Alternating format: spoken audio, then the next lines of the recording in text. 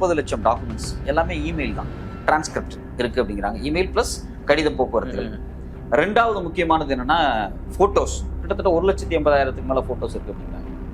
இது இல்லாம கிட்டத்தட்ட 2000 வீடியோஸ்க்கு மேல இருக்கு, பெரிய லென்த்தி வீடியோஸ் இருக்கு அப்படிங்கிறாங்க. இதெல்லாம் வந்து செல்போனோ இல்ல நார்மல் கேமராவோ பயன்படாத காலகட்டம். அது ரொம்ப ரொம்ப முக்கியம். பாம் பீச்சஸ் போய் ரைடு பண்றாங்க, அப்போ அங்க ஒரு பெரிய டைரி கிடைக்கும். டைரியில ஃபோன் நம்பர்ஸ், அந்த குழந்தைகள் பேரு இதெல்லாம் இருக்கு. ஏன்னா அன்னைக்கு வந்து மொபைல் ஃபோன் கிடையாது, அன்னைக்கு வந்து நீங்க வந்து குறிப்பு தான் வச்சிருப்பாங்க. ஸோ அப்போ இந்த குறிப்புகள்லாம் பாக்குறாங்க, இந்த பெண்ணுகள்லாம் விசாரிக்கிறாங்க. அந்த பெண்ணுகள்லாம் ஒரே பேட்டர்னா சொல்றாங்க. விசாரணை தூங்கும் போது அவங்களுக்கு வந்து ஒரு பேர் கிடைக்குது, விர்ஜீனியா குஃபீர் அப்படின்னு ஒரு பேர் கிடைக்குது. இப்போ இந்த விர்ஜீனியா குஃபீர் யார் அப்படின்னு அவங்க ஃபோன் பண்ணி விசாரிச்சு, நீங்க இங்க வேலை பார்த்துருக்கீங்களா அப்படின்லாம் கேட்கும்போது அவங்க ஒரு பெரிய ஸ்டோரி சொல்றாங்க. அவங்க தான் இந்த நியூஸ்னுடைய மொத்த பிரேக்கிங். பெரிய பெரிய பிக் ஷாட்ஸ், நாட்டோட பிரதமர்லேருந்து ஃபினான்சியர்லேருந்து சிஐஏ டைரக்டர் வரைக்கும் எல்லாத்துக்கும் அந்த குழந்தைய 16-17 வயசு குழந்தைய வந்து இவங்க வந்து ரொம்ப ஃபோர்ஸ் பண்ணுறாங்க. பிற்பாடு இவங்களுக்கு ஒரு தேவை வருது தாய்லாண்டில். என்ன தேவை அப்படின்னா, அங்கே இருக்கக்கூடிய 18 வயசு குறைவாக இருக்கக்கூடிய சில பெண்களை அங்கேருந்து இங்கே கடத்தி கொண்டு வர்றது, பாஸ்போர்ட் விசாலாம் கொடுத்து அஃபீஷியலாக கொண்டு வருது. இங்கே செட்டில் பண்ணுறதுக்காக இந்த பொண்ணை வந்து மசாஜ் தெரப்பி படிக்கிறதுக்காக அங்கே இருக்கக்கூடிய ஒரு இன்டர்நேஷனல் இன்ஸ்டியூட் அனுப்புறாங்க. இது வந்து மசாஜ் தெரப்பி படிக்கிறதுக்கெல்லாம் எப்ஸ்டைன் தான் அனுப்புறாரு. சின்ன சின்ன குழந்தைகளை பல பேர்த்துக்கு விருந்தாக்கி இருக்கிறார். இதை க்ரூம் பண்ணி, ஆமா க்ரூம் பண்ணி வந்து கொண்டு வந்து க்ரூம் பண்ணி கலெக்ட் பண்ணி எடுத்து க்ரூம் பண்ணி சப்ளை பண்ணியிருக்கிறார். இப்போ அதுல சிலவங்க தான் 1-2 பேர் தான் இப்போ பேசிட்டு இருக்காங்க. அதிகபட்சம் ஒரு 10 பேர் இது வரைக்கும் இன்டர்வியூ கொடுத்துருப்பாங்க. ஆனா அதுல கிட்டத்தட்ட ஒரு 500-400 பொண்ணுகள் இருக்க வாய்ப்பு உண்டு. ஏன்னா ஒரு 15-20 வருஷம் நடந்த ஒரு பெரிய ஒரு ராக்கெட் ஒரு சைல்டு டிராஃபிக்கிங்கா இருந்திருக்கான். அதை அவனே ஏத்துக்கிறான் ஒரு கட்டத்துல. நீங்க இப்படிப்பட்ட ஒரு குற்றவாளியோடு இந்தியாவினுடைய ஹை கமிஷனர், இந்தியாவினுடைய மிக முக்கியமான கார்பரேட் தலைவர், மோடியினுடைய ரெப்ரஸன்டேட்டிவ் எல்லாம் ஏன் போய் பார்க்க வேண்டிய சூழல் வருது? அப்போ எவ்வளவு பவர்ஃபுல் பர்சனா இருந்தா இவங்க என்ன அதே மாதிரி பணத்துக்காக பவருக்காக நடந்த ஒரு பெரிய மாஃபியா. அதுல குழந்தைகள் அப்படிங்கிறது ரொம்ப குழந்தைகள் இல்லாம நிறைய பெண்கள் பயன்படுத்தப்பட்டிருப்பாங்க. இது இல்லாம மைனர், இது இல்லாம அது ஆயிரக்கணக்கான பெண்கள் இதில் இன்வால்வ் ஆகும். நம்ம வந்து இப்போ ஒரு எப்ஸ்டைனை தான் பார்த்துருக்குறோம். எனக்கு தெரிஞ்சு இது மாதிரி உலகம் முழுக்க இருக்கக்கூடிய பியூரோக்ரஸி, பொலிட்டீஷியன்ஸு, இது இல்லாமல் கார்பரேட்டு, ஃபினான்சியர்ஸு, பேங்கர்ஸு, இவங்க மத்தியில் வேலை செய்கிறதுக்கு இது மாதிரி ஒரு லாபிஸ், ஒரு பெரிய லாபிஸ். வாய்ப்பு இருந்தால் இந்த ரேசர் பே கியூஆர் கோடுக்குள்ளே நீங்கள் வந்து அதை ஸ்கேன் பண்ணி எங்களுக்கு உங்களால் இயன்றதை விருப்பம் இருந்தால் ஆதரவு தெரிவிக்கலாம். வணக்கம், இது அரண்சை. நான் தேவா பாஸ்கர். நீங்கள் பார்த்து கொண்டிருப்பது டீப் டைவ் பாட்காஸ்ட். இன்னைக்கு எபிசோட்ல எந்த விஷயத்தை பேச இருக்கோம் அப்படின்னா, உலகம் முழுவதும் மீண்டும் பேசு பொருளாக இருக்கக்கூடிய எப்ஸ்டைன் ஃபைல்ஸ் தொடர்பாக தான் பேச இருக்கோம். யார் கூட பேச இருக்கோம் அப்படின்னா, ஊடகவியலாளர் தோழர் சத்யராஜ் கூட தான். வணக்கம். வணக்கம். எப்ஸ்டைன் ஃபைல்ஸ் கிட்டத்தட்ட 2019 அவர் மறைகிறாரு. அதுக்கு முன்னாடிலேருந்தே இந்த கேஸ் அப்படின்றது தொடர்ச்சியாக டிஸ்கஸ் செய்யப்பட்டுட்டே தான் இருக்கு. பல இடங்கள்ல பேசிட்டே தான் இருக்காங்க. நெட்ஃபிளிக்ஸ் டாக்குமெண்ட்ரி வந்துருச்சு. அப்பப்போ போட்டோஸ்லாம் வரும். மஸ்க் வந்து ட்ரம்ப் கூட சண்டை வரும்போது எப்ஸ்டைன் ஃபைல்ஸ் இருக்காரு, அதனால இவர் விசாரிக்கணும்னு சொல்லி சண்டை வரும்போதெல்லாம் பேசுவார். இப்படிதான் வந்துட்டு இருக்கும். திரும்ப இந்த சண்டேல இருந்து டிபார்ட்மெண்ட் ஆஃப் ஜஸ்டிஸ் யூஎஸ்ல இருக்கக்கூடிய அந்த அமைப்பு நிறைய அது ஓப்பன் சோர்ஸா வெளியே விட்டுட்டாங்க. இருக்கக்கூடிய போட்டோஸ், வீடியோஸ், டாக்குமெண்ட்ஸ் எல்லாத்தையும் வெளியே விட்டுட்டாங்க. மோடியோட பெயர் அதில் ஈடுபட்டிருக்கு, இஸ்ரேலினுடைய தொடர்பு அப்படின்னு நிறைய விஷயங்கள் வெளியே வரத பார்க்க முடியுது. எப்பவுமே இல்லாத அளவுக்கு இந்த விஷயம் முக்கியமான பேசு பொருளாக மாறி இருக்கு. குறிப்பாக ரொம்ப இந்த சினிமாவில் வந்து நிறைய ஐஸ் ஒயிட் ஷர்ட் அப்படின்ற மாதிரியான திரைப்படங்கள்லாம் இருக்கு. ரொம்ப ஒரு செக்ஸை வந்து ரொம்ப ரொம்ப கொடூரமா அல்லது வித்தியாசமா என்னமோ ட்ரை பண்றதெல்லாம் இருக்கும். அதெல்லாம் அந்த டேரக்டர் ஏதோ பண்ணியிருக்காரு அப்படிதான் நாங்கள் நினைச்சோம், சினிமாவில் ஏதோ பண்ணியிருக்காங்க அப்படின்னு நினைச்சோம். பட் இப்பெல்லாம் பார்க்கும்போது இதெல்லாம் ஒரு நடைமுறையில் இருக்கக்கூடிய விஷயம் தானோ அப்படின்ற அளவில் கூட பலரும் பேசுறாங்க. எப்படி பாக்குறீங்க? நீங்களும் நிறைய இடங்கள்ல பேசிட்டு இருக்கீங்க, நானும் கூட பேசியிருக்கேன். ஆமா, அதுல இருந்து எப்ஸ்டைன் ஃபைல்ஸ் அப்படிங்கிறது வந்து நம்ம வந்து இப்போ ஒரு எப்ஸ்டைனை தான் பார்த்துருக்குறோம். எனக்கு தெரிஞ்சு இது மாதிரி உலகம் முழுக்க இருக்கக்கூடிய அந்த பியூரோக்ரஸி, அது மட்டும் இல்லாமல் பொலிட்டீஷியன்ஸு, இது இல்லாமல் கார்பரேட்டு, ஃபினான்சியர்ஸு, பேங்கர்ஸு, இவங்க மத்தியில் வேலை செய்கிறதுக்கு இது மாதிரி ஒரு லாபிஸ், ஒரு பெரிய லாபிஸ் இருக்காங்க. நாம சமீபத்தில் கூட ஒரு படம் பார்த்தோம்னு நினைக்கிறேன், தமிழில் கூட வந்துருந்துச்சு, லாபிஸ்ட்டை வச்சு வந்துச்சு. ஆனால் படம் வந்து சரியாக முடிக்கப்படலை. தெய்வ திருமகன் நினைக்கிறேன். ஓகே, அது வந்து லாபிஸ்ட்டை மையமாக வச்சு ஒரு படம் தான். தமிழில் வந்து எனக்கு தெரிஞ்சு முதலாக ஒரு லாபிஸ்ட்டை மையமாக வச்சு ஒரு சின்ன ஒரு ட்ரை பண்ணாங்க. அது ஃபுல் ஃப்ளெஜ்டா இல்லை. இந்த லாபியிஸ்ட் அப்படிங்கக்கூடியவங்க வந்து ஒரு பெரிய ஒரு நாம பார்க்கக்கூடிய அரசியல்வாதி, கார்பரேட்டுக்கு இணையாக இருக்கக்கூடிய ஒரு சக்தி வாய்ந்த ஃபோர்ஸ் அவங்க, இந்த லாபியிஸ்ட். இப்போ எப்ஸ்டைனை பொறுத்த வரைக்கும் அவர் ரொம்ப எடுத்துக்காட்டுக்கு ஏதாவது யாரையாவது சொல்ல முடியும்? எப்ஸ்டைனே சொல்லிடுவோம். இந்த எப்ஸ்டைன் வந்து அரசுக்கு அல்லது பெரும் பணக்காரர்களுக்கு இடையில் இருக்கக்கூடிய தரகர். ஓகே, அவர்களை நியாயப்படுத்தக்கூடிய. ஆமா, இப்ப ரொம்ப பாப்புலரா சொல்லணும்னா குருமூர்த்தி வந்து ஒரு லாபிஸ்ட் தான் சொல்லுவாங்க. அவரை ரெப்ரசென்ட் பண்றது அப்படின்றது லாபிஸ்ட் தான் சொல்லுவாங்க. அவர் யாருன்னு நமக்கு தெரியாது. ஒரு பத்திரிகையாளரா இருக்காரு. திடீர்னு பார்த்தா அவர் தான் ராஜீவ்காந்தியை மிரட்டினாரு. குருமூர்த்தியோடைய பேரை வந்து நாடாளுமன்றத்துல வந்து தப்பா உச்சரித்தாரு. அந்த அளவுக்கு குருமூர்த்தியை பார்த்து ராஜீவ்காந்தியே பயந்தாரு அப்படின்றத சொல்லுவாங்க. இந்தியன் எக்ஸ்பிரஸ்ல ஒர்க் பண்ணியிருக்காரு. ஷோ கூட இருந்தாரு. இப்போ வந்து அமைச்சர் பியூஷ் கோயல பாக்குறேன் வந்து ஆசீர்வாதம் வாங்கிட்டு போறாரு. ஹோம் மினிஸ்டர் அமித்ஷா வந்தாலும் வீட்டுக்கு தான் போறாங்க. ஆனா குருமூர்த்தி ஒரு சாதாரண நபர் தான். சாதாரண கார் தான் வச்சிருக்காரு. பெரிய பணக்காரர் மாதிரி வெளியே தெரியல. இல்ல அது முக்கியமான விஷயம் என்னன்னா, குருமூர்த்தியினுடைய எந்த அரசியல் வியூகமே வெற்றி பெறல. அவர் இருந்தாலும் ஒரு பவர்ஃபுல் பொசிஷன்ல இருக்காரு. அவர் இந்த ரஜினி தான் எதிர்காலம்னாரு. என்னென்னமோ அப்பப்போ யாரோ ஒருத்தர் வச்சு பில்டப் பண்ணிட்டே இருந்தாங்க. ஒண்ணுமே ஒர்க் அவுட் ஆகல. என்னை பொறுத்த வரைக்கும் அந்த லாபியினுடைய சக்சஸ் வந்து ஜெயலலிதா மட்டும்தான். எம்ஜிஆர் ஜெயலலிதா வந்து அவங்க வந்து ரொம்ப பர்ஃபெக்டா உள்ள கொண்டு வந்தாங்க. அதுக்கு பிறகு அவங்களால வந்து ஒர்க் அவுட் பண்ண முடியல. ஓபிஎன் செல்வம், எடப்பாடி இவங்களாம் வச்சு ஒர்க் அவுட் பண்ண முயற்சி பண்ணது எல்லாமே ஃபெயிலியர் தான். சீமான் வரைக்கும் இப்போ அவர் வந்து ஒர்க் பண்ணி பார்க்குறாரு. ஸோ இது மாதிரி தரகர்கள் வந்து எல்லா இடத்துலையும் இருக்காங்க. வேற வேற வெரைட்டியில் இருப்பாங்க. எபிசண்டை பொறுத்த வரைக்கும் அவர் வந்து பார்த்தீங்க அப்படின்னா அமெரிக்காவில் இருக்கக்கூடியவர். அமெரிக்காவை சார்ந்த உலகம் முழுக்க நடக்கக்கூடிய வர்த்தகம், அரசியல் லாபி இந்த ரெண்டையுமே வந்து பணம் பிளஸ் அதிகாரம் பிளஸ் பொண்ணுங்க. இப்போ இது எல்லாருமே வந்து எபிசண்ட் அப்ரோச் பண்ண எல்லாருமே பொண்ணுகளை அப்ரோச் பண்ணி குறிப்பாக 18 வயசு கீழே இருக்கக்கூடிய குழந்தைகளோட உடலுறவு கொண்டாங்களா அப்படின்னா கிடையாது. கூட போட்டோ எடுத்த எல்லாருமே குற்றவாளிகளா அப்படின்றது நமக்கு தெரியாது. அது ரொம்ப முக்கியமானது. எபிசண்டோட போட்டோ எடுத்த எல்லாருமே குற்றவாளிகளான்னு தெரியாது. சில பேர் எபிசண்ட ஒரு உதவி மட்டும் வேணும், எனக்கு வந்து இந்த ஊர்ல நான் இன்வெஸ்ட் பண்ணலான் இருக்கேன், எனக்கு அந்த நாட்டில் இருக்கக்கூடிய ஒரு ஹை கமிஷனர் முன்னாள் ஹர்தீப் சிங் பூரி மாட்டுறாரு. ஹர்தீப் சிங் பூரிக்கும் எபிஸ்டனுக்குமான தொடர்பு எப்படி இருக்கு அப்படின்னா இன்வெஸ்ட்மெண்ட் குறித்து மட்டுமே தொடர்பு இருக்கு. ஆனா இதுல முக்கியமான விஷயம்னா ஹர்தீப் சிங் பூரி 3 முறை வந்து அவரை வந்து வீட்டுல போய் மீட் பண்ணியிருக்காரு. அனில் அம்பானி வீட்டுக்கு போயிருக்காரு. அப்ப இவங்க எல்லாம் எதுக்கு போனாங்க? இவங்களுக்கு வந்து ஒரு பெண் ஒரு குழந்தை வேணும் அப்படி அதுக்காக தான் போனாங்களா, இல்ல ஒரு இன்வெஸ்ட்மெண்ட்டுக்கான போனாங்களா அப்படிங்கும்போது அதுல 50% உண்மையா இருக்கும், 50% வந்து அதை ரிலேட் பண்ண விஷயங்களா இருக்கும். இப்ப இந்த மொத்த எபிசோடு பாத்தீங்கன்னா யோகியனுக்கு இருட்டுல என்ன வேலை நம்ம பண்ண முடியாது. இப்ப ஒட்டு மொத்தமா பாத்தீங்க அப்படின்னா இவ்வளவு தகவல்கள் வெளிவருதுல அவங்க என்ன சொல்றாங்க, 30 லட்சம் டாக்குமெண்ட்ஸ் எல்லாமே இமெயில் தான், டிரான்ஸ்கிரிப்ட் இருக்கு அப்படிங்கிறாங்க. இமெயில் பிளஸ் கடித போக்குவரத்து. ரெண்டாவது முக்கியமானது என்னன்னா போட்டோஸ், கிட்டத்தட்ட 1,80,000 மேல போட்டோஸ் இருக்கு அப்படிங்கிறாங்க. இது இல்லாம கிட்டத்தட்ட 2000 வீடியோஸுக்கு மேல இருக்கு, பெரிய லென்த்தி வீடியோஸ் இருக்கு அப்படிங்கிறாங்க. இதெல்லாம் வந்து செல்போனோ இல்ல நார்மல் கேமராவோ பயன்படாத காலகட்டம். ஓகே, அது ரொம்ப ரொம்ப முக்கியம். இதெல்லாம் இன்னைக்கு ரெக்கார்ட் பண்ற மாதிரி ஈஸி கிடையாது.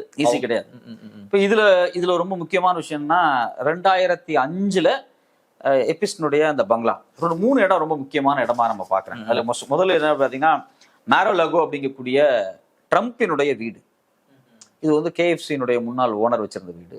அதை அவர் வந்து ஒரு 180 கோடிக்கு அந்த வீட்டை வாங்குறாரு. ஒரு பெரிய விழா, ஒரு 128 பெட்ரூம்ஸ் நினைக்கிறேன். பெரிய பெட்ரூம்ஸா இருக்கும், ஒரு காம்பவுண்டான ஒரு இடமா இருக்கும். யாரும் உள்ள போனா என்ன நடக்குதுன்னு யாருக்கும் தெரியாது. பெரும்பாலும் ஸ்பா, ஸ்விம்மிங் பூல், பார்ட்டி எல்லாமே அதில் நடந்திருக்கு. இதுல வந்து எபிஸ்டன் அதிகமா இந்த வீட்டுல இருந்திருக்கிறார். அதே போல எபிஸ்டனுடைய பர்சனலா இருக்கக்கூடிய இந்த பாம் பீச்சும், இது இல்லாம விர்ஜீனியா தீவுல இருக்கக்கூடிய ஒரு தனித்தீவு. இது மாதிரி ஸ்பாட்ஸ் ரொம்ப முக்கியம். இது மாதிரி ஆட்களுக்கு வந்து எந்த இடத்துல சந்திக்கிறோம் அப்படிங்கிறது ரொம்ப ரொம்ப முக்கியம். ஏன்னா எல்லாமே பர்சனல் டீலிங்ஸு, பேக்ரவுண்ட்ல பண்ணக்கூடிய ஒர்க் தானே, எல்லா இடத்துலையும் மீட் பண்ணிட முடியாது. சில தீவுகள், சில குறிப்பிட்ட பீச் ஹவுஸ் இதெல்லாம் ஃபிக்ஸ் பண்ணியிருக்காங்க. இது இல்லாமல் அவர் ஒரு தனிப்பட்ட ஒரு ஃப்ளைட்டு, ஒரு ஜெட் வச்சிருந்திருக்காரு. அதுக்கு பேர் வந்து லொலிட்டா எக்ஸ்பிரஸ் அப்படிங்கிறாங்க.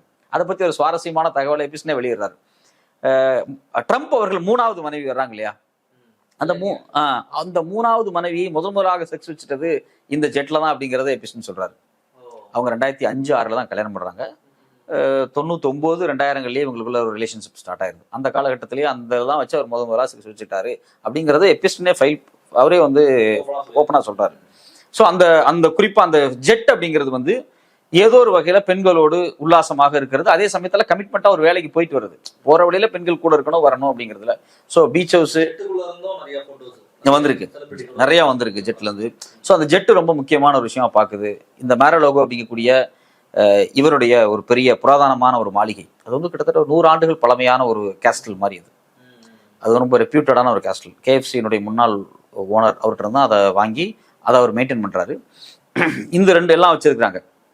இந்த பாம் பீச் ஹவுஸ்ல மேனட்ல அங்க இருந்த அங்க ஒரு குழந்தை வந்து இவர் வந்து மிஸ்பிஹேவ் பண்றாரு.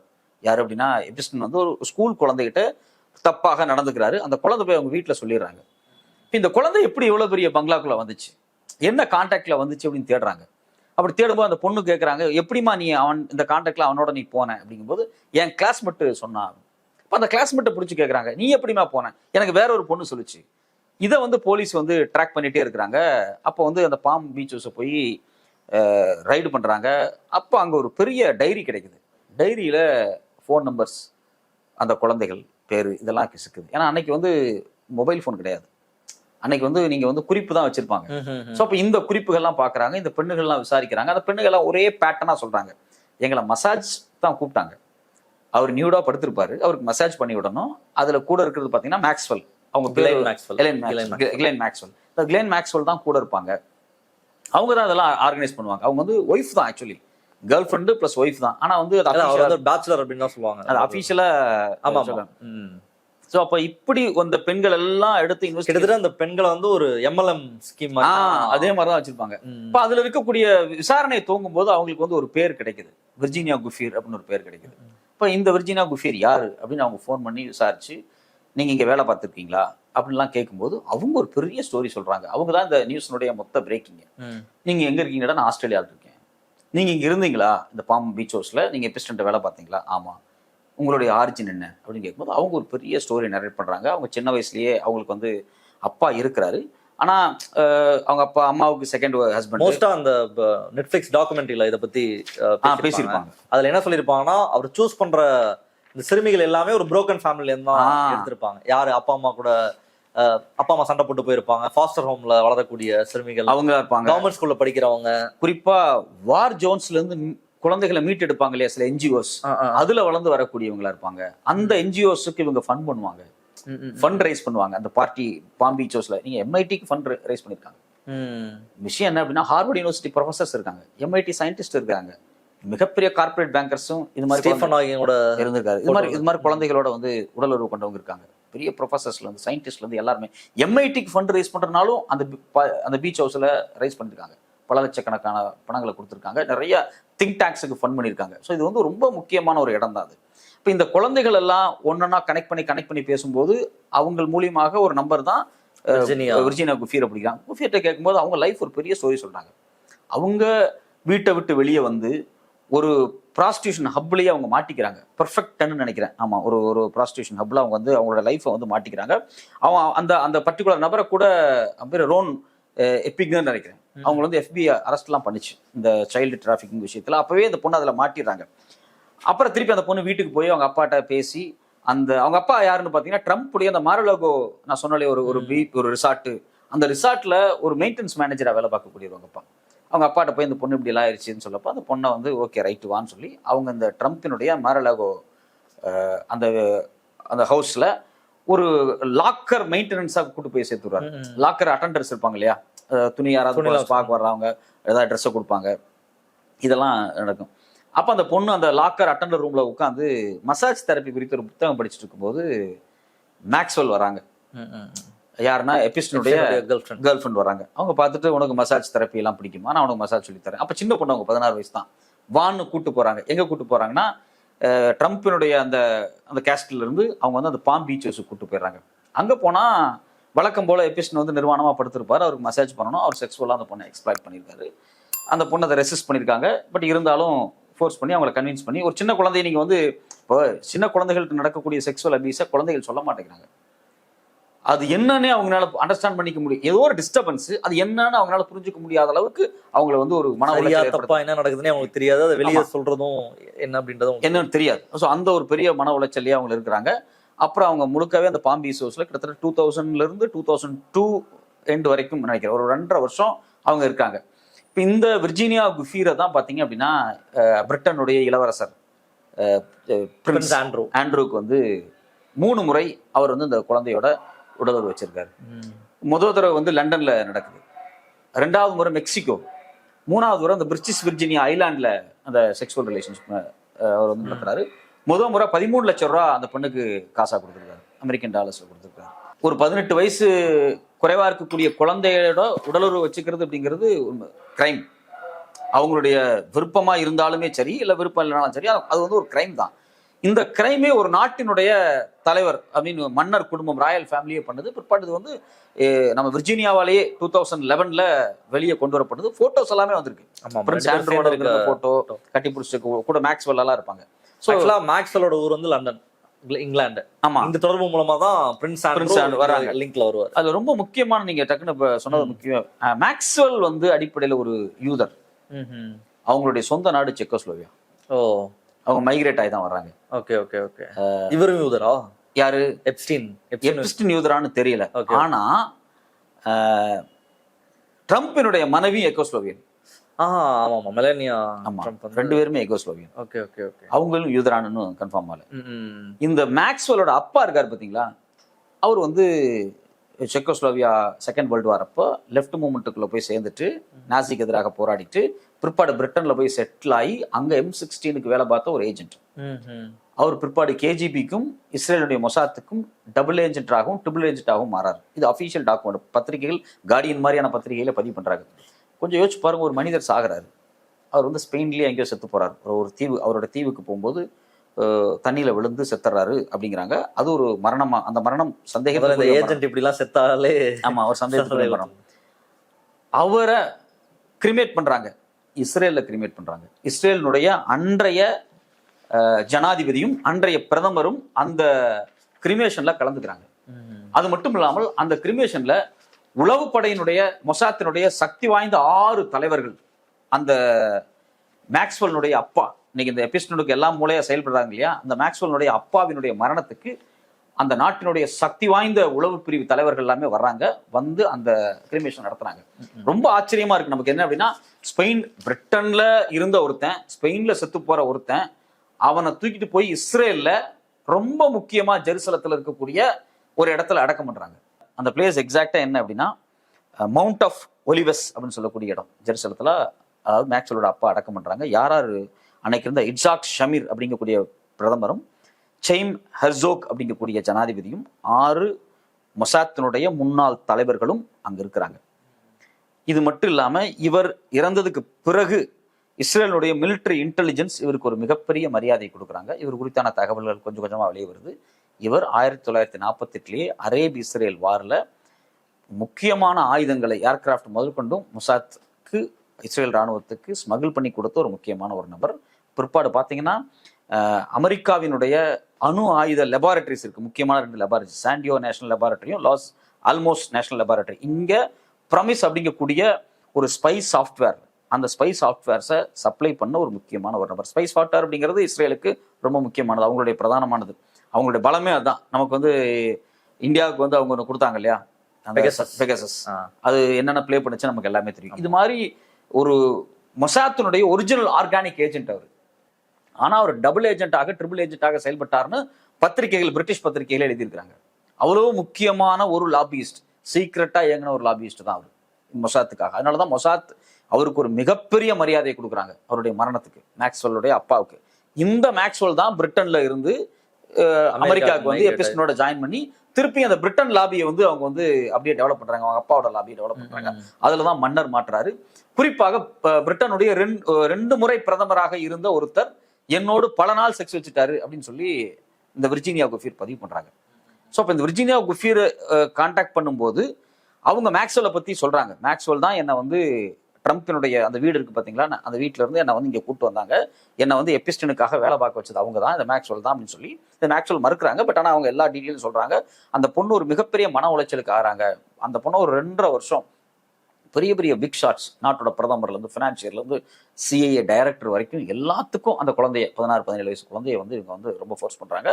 பிற்பாடு இவங்களுக்கு ஒரு தேவை வருது தாய்லாந்துல. என்ன தேவை அப்படின்னா, அங்க இருக்கக்கூடிய 18 வயசு குறைவா இருக்கக்கூடிய சில பெண்களை அங்கிருந்து இங்க கடத்தி கொண்டு வர்றது, பாஸ்போர்ட் விசா எல்லாம் கொடுத்து அஃபீஷியலா கொண்டு வருது, இங்க செட்டில் பண்றதுக்காக. இந்த பொண்ணை வந்து மசாஜ் தெரப்பி படிக்கிறதுக்காக அங்க இருக்கக்கூடிய ஒரு இன்டர்நேஷனல் இன்ஸ்டியூட் அனுப்புறாங்க. இது வந்து மசாஜ் தெரப்பி படிக்கிறதுக்கெல்லாம் எப்ஸ்டைன் தான் அனுப்புறாரு. எதுக்கு அப்படின்னா, நீ அங்க போ, இவங்க சொல்லுவாங்க சில டேட்டாஸ். இது மாதிரி அங்க ஒருத்தர் இருப்பான்ல, அவனுடைய கான்டாக்ட்ஸ்ல ஒரு 10 பொண்ணுங்க வேணும், வேற ஃபாரின் நேஷனலிஸ்டா இருக்கணும், இந்த பொண்ணுகள் இங்க கொண்டு வரதுக்கு இவங்க எல்லாம் உட்காந்து வேலை பார்க்கறதுக்காக இந்த பொண்ணாக அனுப்புறாங்க. அங்க தாய்லாந்துல ஒரு மார்ஷியல் ஆர்டிஸ்ட் ராபர்ட் அப்படின்னு ஒருத்தரோட இவங்களுக்கு நட்பு ஏற்படுது. அந்த நட்புல இவங்க பட்ட கஷ்டத்தை எல்லாத்தையும் சொல்றாங்க. அதுல அவங்களுக்குள்ள ஒரு லவ் ஏற்படுது. அதை கல்யாணம் பண்ணிட்டு அவங்க ஆஸ்திரேலியா போய் செட்டில் ஆயிடுறாங்க. இது இல்லாமல் 2002-2003 நடந்துருது. இப்போ இந்த குழந்தைகளை வந்து சர்ச் பண்ணி டீட்டெயில்ஸ் எடுத்தாங்க பார்த்தீங்களா, பாம் பீச் ஹவுஸில், எபிஸ்னோட பீச் ஹவுஸில். அப்போ கிடைச்ச விர்ஜீனியாவோட ஃபோன் நம்பர் வச்சு இங்கே இருக்கக்கூடிய போலீஸ் கான்டாக்ட் பண்ணி, FBI கான்டாக்ட் பண்ணி எல்லா விஷயத்தையும் சொல்லும்போது அவங்க ஒரு பெரிய நரேட் பண்ணுறாங்க. இந்த நரேஷன் மொத்தமுமே 2011 பிறகு பத்திரிகைகள் வர ஆரம்பிக்குது. மியாமி ஹெரால்டில் வருது, குறிப்பாக பிரிட்டிஷ் நியூஸ் பேப்பர்ஸில் வருது. இது ஏன் பிரிட்டிஷ் நியூஸ் பேப்பர்ஸில் இவ்வளோ ஹைலைட் ஆகுது அப்படின்னா, இவங்க சொல்லக்கூடிய எல்லாவற்றுக்குமான ஆதாரம் அப்படிங்கிறது பிரின்ஸோட இவங்க இருக்கக்கூடிய ஃபோட்டோ தான். அந்த ஃபோட்டோ நீங்களும் பார்த்துருக்கேன். அது வந்து கார்டியன்ல இருந்து எல்லா பத்திரிகையிலும் வெளியே வருது. ஸோ இந்த இஷ்யூஸ் வந்து 2011 பொது தளத்துக்கு கொண்டு வந்தது. எப்போ தொடர் இந்த இதுக்கு போறாங்க, அந்த பெடோஃபைல் ஐலாண்ட்னு சொல்றாங்களா, லிட்டில் சென்ட். ஆமா, இதெல்லாம் இந்த பாம் பீச் ஹவுஸ்ல இருக்கிற தனியா. ஆமா, இது எல்லாம் அதோ இப்ப நீங்க எல்லாமே பேரலா வச்சிருக்கிறது. அவர் ஒரு தனி பீச் ஹவுஸ், அந்த பிரிட்டிஷ் விர்ஜினியா இருக்கக்கூடிய ஒரு தனி beach house, Palm Beach house தனியா இருக்கும். இந்த இப்ப பிரின்ஸே பாத்தீங்கன்னா லண்டன்ல வச்சு ஒரு பார்ட்டி ஹால்ல வச்சு மீட் பண்ணி அங்க ஒரு முறை அவங்களுக்குள்ள அஃபேர் நடக்குது, செக்ஸ் வச்சுக்கிறாங்க. பிற்பாடு மெக்சிகோ எங்கேயோ போறாங்க போல இருக்கு, அங்கே அவருக்கு ஒரு பீச் ஹவுஸ் ஒரு வீடியோ வச்சிருக்காரு, அங்கேயும் நடக்குது. பிற்பாடு பிரிட்டிஷ் விர்ஜினியா ஐலாண்ட்லயே, பிரிட்டிஷ் விர்ஜினியா ஐலாண்ட் தான் அந்த பெடோஃபைல் ஐலாண்ட். ஆமா ஆமா, அது நடக்குது. ஐலாண்டே அவரோடது. ஆமா, அந்த ஐலாண்டே அவரது, ஒரு பிரைவேட் ஐலாண்ட் அது. ஸோ அந்த ஃப்ளோரிடாவுக்கு பக்கத்துல இருக்கக்கூடிய இந்த பீச் ரிசார்ட்டும் சரி, அதுவும் சரி. இப்போ இது எல்லாமே பாத்தீங்கன்னா ரொம்ப ஆர்கனைஸ்டா ஒரு நபர், எபிஸ்ங்கிற நபர் சின்ன சின்ன குழந்தைகளை பல பேர்த்துக்கு விருந்தாக்கி இருக்கிறார். இதை க்ரூம் பண்ணி, ஆமா, க்ரூம் பண்ணி வந்து கொண்டு வந்து க்ரூம் பண்ணி செலக்ட் பண்ணி எடுத்து க்ரூம் பண்ணி சப்ளை பண்ணிருக்காரு. இப்ப அதுல சிலவங்க தான் 1-2 பேர் தான் இப்ப பேசிட்டு இருக்காங்க. அதிகபட்சம் ஒரு 10 பேர் இது வரைக்கும் இன்டர்வியூ கொடுத்துருப்பாங்க. ஆனா அதுல கிட்டத்தட்ட ஒரு 500-400 பொண்ணுகள் இருக்க வாய்ப்பு உண்டு. ஏன்னா ஒரு 15-20 வருஷம் நடந்த ஒரு பெரிய ஒரு ராக்கெட். இதுல முழுமையா ஈடுபாட்டோடு வந்து இதுல மிகப்பெரிய பலனடைஞ்சு போன பெண்களும் இருப்பாங்க. அவங்க செக்ஷுவலா அடாப்ட் ஆயிட்டு இப்போ வர்றதெல்லாம் யாரு, பெரிய பெரிய பேங்கர்ஸ், பெரிய பெரிய ஆட்கள், ஏதோ ஒரு வகையில பினான்சியலா அவங்க செட்டில் ஆயிட்டு போயிடுற மாதிரியான விஷயங்களும் நடந்திருக்கும். அதெல்லாம் வெளியே வரல. இந்த செக்ஸ் சொல்லும்போது அந்த டாக்குமெண்ட்ரியில ஒன்று வரும், ஒரு பொண்ணு வந்து அவங்க 4 பேரை கூட்டு வந்திருப்பாங்க. இது அதான ஸ்கீமே, போயிட்டு அவங்க ஃப்ரெண்ட்ஸை கூட்டு. ஆமா, அதுல ஒருத்தங்க 4 பேர் 7 பேர் கூட்டு வந்தவங்க இப்பெல்லாம் இருப்பாங்க. அதுல ஒருத்தவங்க சொல்லி அவங்க அரெஸ்டுமே ஆயிருக்காங்க.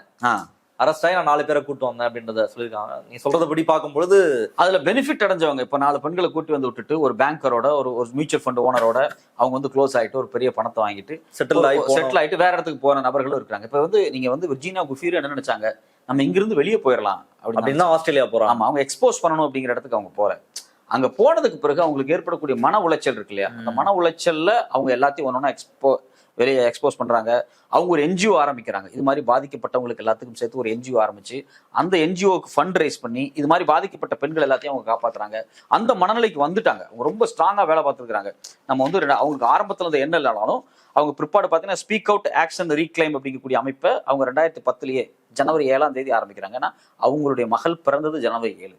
ரொம்ப சென்டிமெண்டா என் மகள் பிறந்த, நீங்க வந்து ஒரு பெண் குழந்தை பிறக்கும் போது மனிதனுடைய உணர்வுகள்ல ஒரு மிகப்பெரிய மாற்றம் ஏற்படும். அது ஆணுக்கும் சரி, குறிப்பா பெண்ணுக்கும் சரி. ஒரு பெரிய, ஏன்னா ஆண் குழந்தை, எனக்கு ஒரு பொண்ணு இருக்கா. என் பொண்ணு பிறந்ததுக்கு பிறகு நான் வந்து ஒரு சிக்னல்ல பிச்சை எடுக்கக்கூடிய ஒரு 60-70 வயசான ஒரு மூதாட்டியை பார்க்கும்போது எனக்கு என்ன தோணும் அப்படின்னா, என் பொண்ணை நான் கொஞ்சற மாதிரி, என் பொண்ணுக்கு நான் வாங்கி கொடுக்குற மாதிரி, என் பொண்ணை நான் பார்த்துக்கிற மாதிரி இந்த பொண்ணும் இந்த குழந்தையையும் அவங்க அப்பா பார்த்துருப்பாரு. ஆனா அவங்க அப்பாவுக்கு தெரியுமா 50-60 வருஷம் கழிச்சு என்னுடைய மகள் இந்த சிக்னல்ல பிச்சை எடுப்பாங்க அப்படிங்கிறத அவங்க அப்பா யோசிச்சிருப்பாரா அப்படிங்கிற ஒரு கேள்வி எனக்குள்ள என் பொண்ணு பிறந்ததுக்கு அப்புறம் தான் வருது. மகள் பிறக்கும் போது ஏதோ ஒரு வகையில வந்து ஒரு மனிதன் பிறக்கிறானோ அப்படின்னு ஒரு கேள்வி எனக்கு வருது. அது எல்லாருக்கும் வருதான்னு தெரியல. அதுக்கு கூடுதல் பொறுப்பு, அந்த அது உண்மையிலேயே ஒரு பெரிய உணர்வு தோணுது. அப்போ இந்த பொண்ணுக்கும் விர்ஜீனியா குஃபீருக்குமே வந்து அவங்க மகள் பிறக்குது, 2 பசங்களுக்கு பிறகு மகள் பிறக்கும்போது அவங்களுக்கு ஒரு ஃபீல் வருது, பெண் குழந்தைகளை எக்ஸ்ப்ளாய்ட் பண்ணிடுவாங்களோ. எல்லா பெண் குழந்தைகளை பெற்றக்கூடியவங்களுக்கும் சமீப நாட்களில் வரக்கூடிய ஒரு மென்டல் டிசார்டர் மாதிரியான ஒரு குழப்பங்கள் என்ன அப்படின்னா, அந்த பெண் குழந்தையை நான் எப்படி பாதுகாக்க போறேன். நான் நிறைய பெண்கள்கிட்டயே விசாரிச்சிருக்கேன். குறிப்பாக லேட் மேரேஜில் லேட்டாக நிறைய குழந்தைகள் பிறக்குது பார்த்தீங்களா, அதில் பெண் குழந்தையா பிறக்கும்போது அந்த பேரண்ட்ஸ் படக்கூடிய பயத்தை நான் பார்க்குறேன். ஏதோ ஒரு இன்செக்யூர் அவங்களுக்குள்ள இருக்கு. இப்போ இவங்களும் ஒரு இன்செக்யூர், ஏன்னா இவங்க லைஃப் லாங்கா ப்ராஸ்டியூஷனை பார்த்தவங்க, அவங்க அப்பாவாலேயே அவங்க மிஸ்யூஸ் பண்ணப்பட்ட ஒரு பெண் விர்ஜீனியா குஃபீர். இப்போ இந்த குழந்தை மேலே ஒரு ஃபீல் வரும்போது அவங்களுக்குள்ள ஒரு ரெவல்யூஷனரியான மைண்ட் வந்திருக்கலாம். Jan 7 அவங்க பெண் பிறந்த தேதியை வச்சு அவங்க வந்து 2010 வந்து இந்த அமைப்பை தொடர்றாங்க, ஸ்பீக் அவுட் ஆக்ட் ரீக்ளைம். இதில் பாதிக்கப்பட்ட எல்லாத்தையும் தேடி தேடி தேடி அவங்க வந்து பிடிக்கிறாங்க. அவங்கள வந்து அவங்களுக்கான நல்ல விஷயங்களை செய்கிறாங்க. நேரடியாக பிரின்ஸ் ஆண்ட்ரூ மேலே வழக்கெல்லாம் தொடுக்கிறாங்க. ஒரு சிவில் சூட் நடக்குது.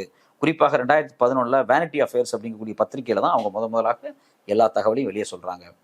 அதுக்கு பிறகு பிபிசியில் அந்த பனோரமா மாதிரியான நிகழ்ச்சிகளில் முழுசாக பேசுகிறாங்க. மெயில், சண்டே மெயில், அதில் வந்து அவங்களுடைய தகவல்களை சொல்கிறாங்க. அவங்க போல்டாக வெளியே வந்து ஒரு நாட்டினுடைய சக்தி வாய்ந்த நபர்களுக்கு எதிராக பல ஸ்டேட்மெண்ட் கொடுக்குறாங்க. கற்பனைக்கு எட்ட முடியாதுல்ல. பிரின்ஸ் ஆண்ட்ரூவை வந்து சொல்றது, பிரின்ஸ் ஆண்ட்ரூ அதிபருடைய பிரிட்டனுடைய முன்னாள் பிரதமர், இது மாதிரி ஆட்களை ஒரு பெண் வந்து ஆஸ்திரேலியாவில் இருந்துட்டு இவ்வளவு தகவலை பத்திரிகைகளுக்கு ஆதாரத்தோடு கொடுக்கறது அப்படிங்கிறது வந்து பெரிய ஸ்டெப் தான். ஆனால் என்ன பாருங்க, அவங்க 2025 ஏப்ரலில் சூசைட் பண்ணி இறந்துருக்காங்க. நமக்கு அது ஒரு பெரிய சந்தேகத்துக்குரிய ஒரு கேள்வியா இருக்கு. இவ்வளவு தூரம் ஃபைட் பண்ண ஒரு பொண்ணு எப்படி மரணம் அடைஞ்சாங்க? இப்போ இந்த பொண்ணு தான் இது மொத்த எபிஸ்டினுடைய ட்ரம்ப் கார்டில் முக்கியமாக அவன் பயன்படுத்தின ஒரு பெண். அந்த பெண் அவனை விட்டுட்டு வெளியே போய் எப்படி வேணாலும் வாழ்ந்திருக்க முடியும், இங்க இருந்தாலும் எப்படி வேணாலும் வாழ்ந்திருக்க முடியும். ஆனால் ஒரு நல்ல வாழ்க்கையை, ஹாப்பியான வாழ்க்கையை, ஒரு பீஸ்ஃபுல்லான லைஃப் அப்ரோச் பண்ணி போய் இதில் என்ன நரேஷன் வைக்கிறாங்க அப்படின்னா, அவங்களுக்கு வந்து அவங்க ஹஸ்பண்ட் கிட்ட இருந்து ப்ரெஷர் இருந்துச்சு. ஹஸ்பண்ட் கிட்ட இருந்து ப்ரெஷர் இருந்துச்சு அப்படின்னா அவங்களால வந்து இதை தாண்டி வாழ்ந்திருக்க முடியும். அவங்க ஹஸ்பண்ட் மேல சில வழக்குகள்லாம் இருக்கு, டொமஸ்டிக் வயலன்ஸ் எல்லாம் இருக்குலாம் சொல்றாங்க. பட் ஆனா இது ஒரு பிரைமரி காசா இருந்திருக்குமா அப்படிங்கிற ஒரு கேள்வி. ஏன்னா போல்டா ஃபைட் பண்ணக்கூடிய ஒரு நபர் வந்து ஒரு ஹஸ்பண்டோட, இப்ப நீங்க அவங்க வந்து ஆஸ்திரேலியால இருந்து யூஎஸ்ல வந்து இடையில செட்டில் ஆகிறாங்க இந்த வழக்குகளுக்காகவே. அப்புறம் திருப்பி இங்க இருந்து சில பணங்கள் அவங்களுக்கு கிடைக்குது, இந்த வழக்குகளில் வந்து சில பணங்கள் கிடைக்குது, என்ஜிஓ பயன்படுத்துறாங்க. அங்க ஆஸ்திரேலியாவில் ஒரு விளை நிலத்தை வாங்கி, ஒரு விவசாய நிலத்தை வாங்கி விவசாயம் பண்றதுக்காக அங்கே போறாங்க அவங்க. ஸோ அவங்க அங்கே போய் ஏன் சூசைட் பண்ணாங்க அப்படிங்கிறது உண்மையிலேயே ரொம்ப இன்வெஸ்டிகேட் பண்ணீங்க. எபிஸ்டன் மரணம் அடைஞ்சிட்டாரு, சூசைட் பண்ணிட்டாருன்னு சொல்றீங்க. எபிஸ்டன் சூசைட் பண்றது ஒண்ணுமே இல்லையே. அவன் ஏன்னா அவனுக்காக வாதாடக்கூடிய அட்டாணிலிருந்து எல்லாமே அவங்கள பத்தியான தகவல் வண்டி இருக்கு, எல்லாமே தெரியும். ரெண்டாவது ஜெயிலுக்குள்ளே அவன் ஒன்றும் கை காலை கட்டி போட்டு சோறு எல்லாமே பண்ணிருக்க மாட்டாங்க. அவன் எல்லா லக்ஸுரிஸும் அந்த ஜெயிலுக்குள்ள அனுப்பிச்சு. படுகொலை தான் சொல்றீங்களா? ஆமா, அது உண்மையிலேயே கொலையா தான் இருக்கும். ஏதோ ஒரு வகையில் ராம்குமார் ஏன் செத்தாரு சுவாதி விஷயத்துல, அது மாதிரியான ஒரு கொலை தான். ராம்குமார் மரணம் இன்னைக்கு வரைக்கும் ஒரு கேள்வியாவே இருக்குல்ல. ராம்குமார் வெளியவே வந்துடக்கூடாது, பேசிடவே கூடாது அப்படிங்கிறதுல எவ்வளவு ப்ரொடெக்ஷனா அதிகார வர்க்கம் இருந்துச்சு. இன்னைக்கு வரைக்கும் சுவாதி கொலைக்கு என்ன காரணம் தெரியல. நம்மளால இன்னைக்கு வரைக்கும் இது இன்னும் 100 வருஷத்துக்கு முன்னாடி நடக்கலையே. காந்தி கொலைக்கே ஆய்வு நடந்திருக்குல்ல, காந்தி கொலைக்கே அவ்வளோ டாக்குமெண்ட்ஸ் இருக்குல்ல, வால்யூமாக. ஒரு பொது வெளியில வச்சு வெட்டி கொலை செய்யப்பட்ட ஒரு பெண் ஏன் கொலை செய்யப்பட்டாருங்கிறதுக்கு இன்னைக்கு வரைக்கும் நம்மகிட்ட எந்த எவிடன்ஸுமே இல்லை. இது எல்லாமே 2000s நடக்குது, சேட்டலைட் யுகத்துல நடக்குது, சோசியல் மீடியா யுகத்துல நடக்குது. 2019 எப்ஸ்டீன் சாவறாரு.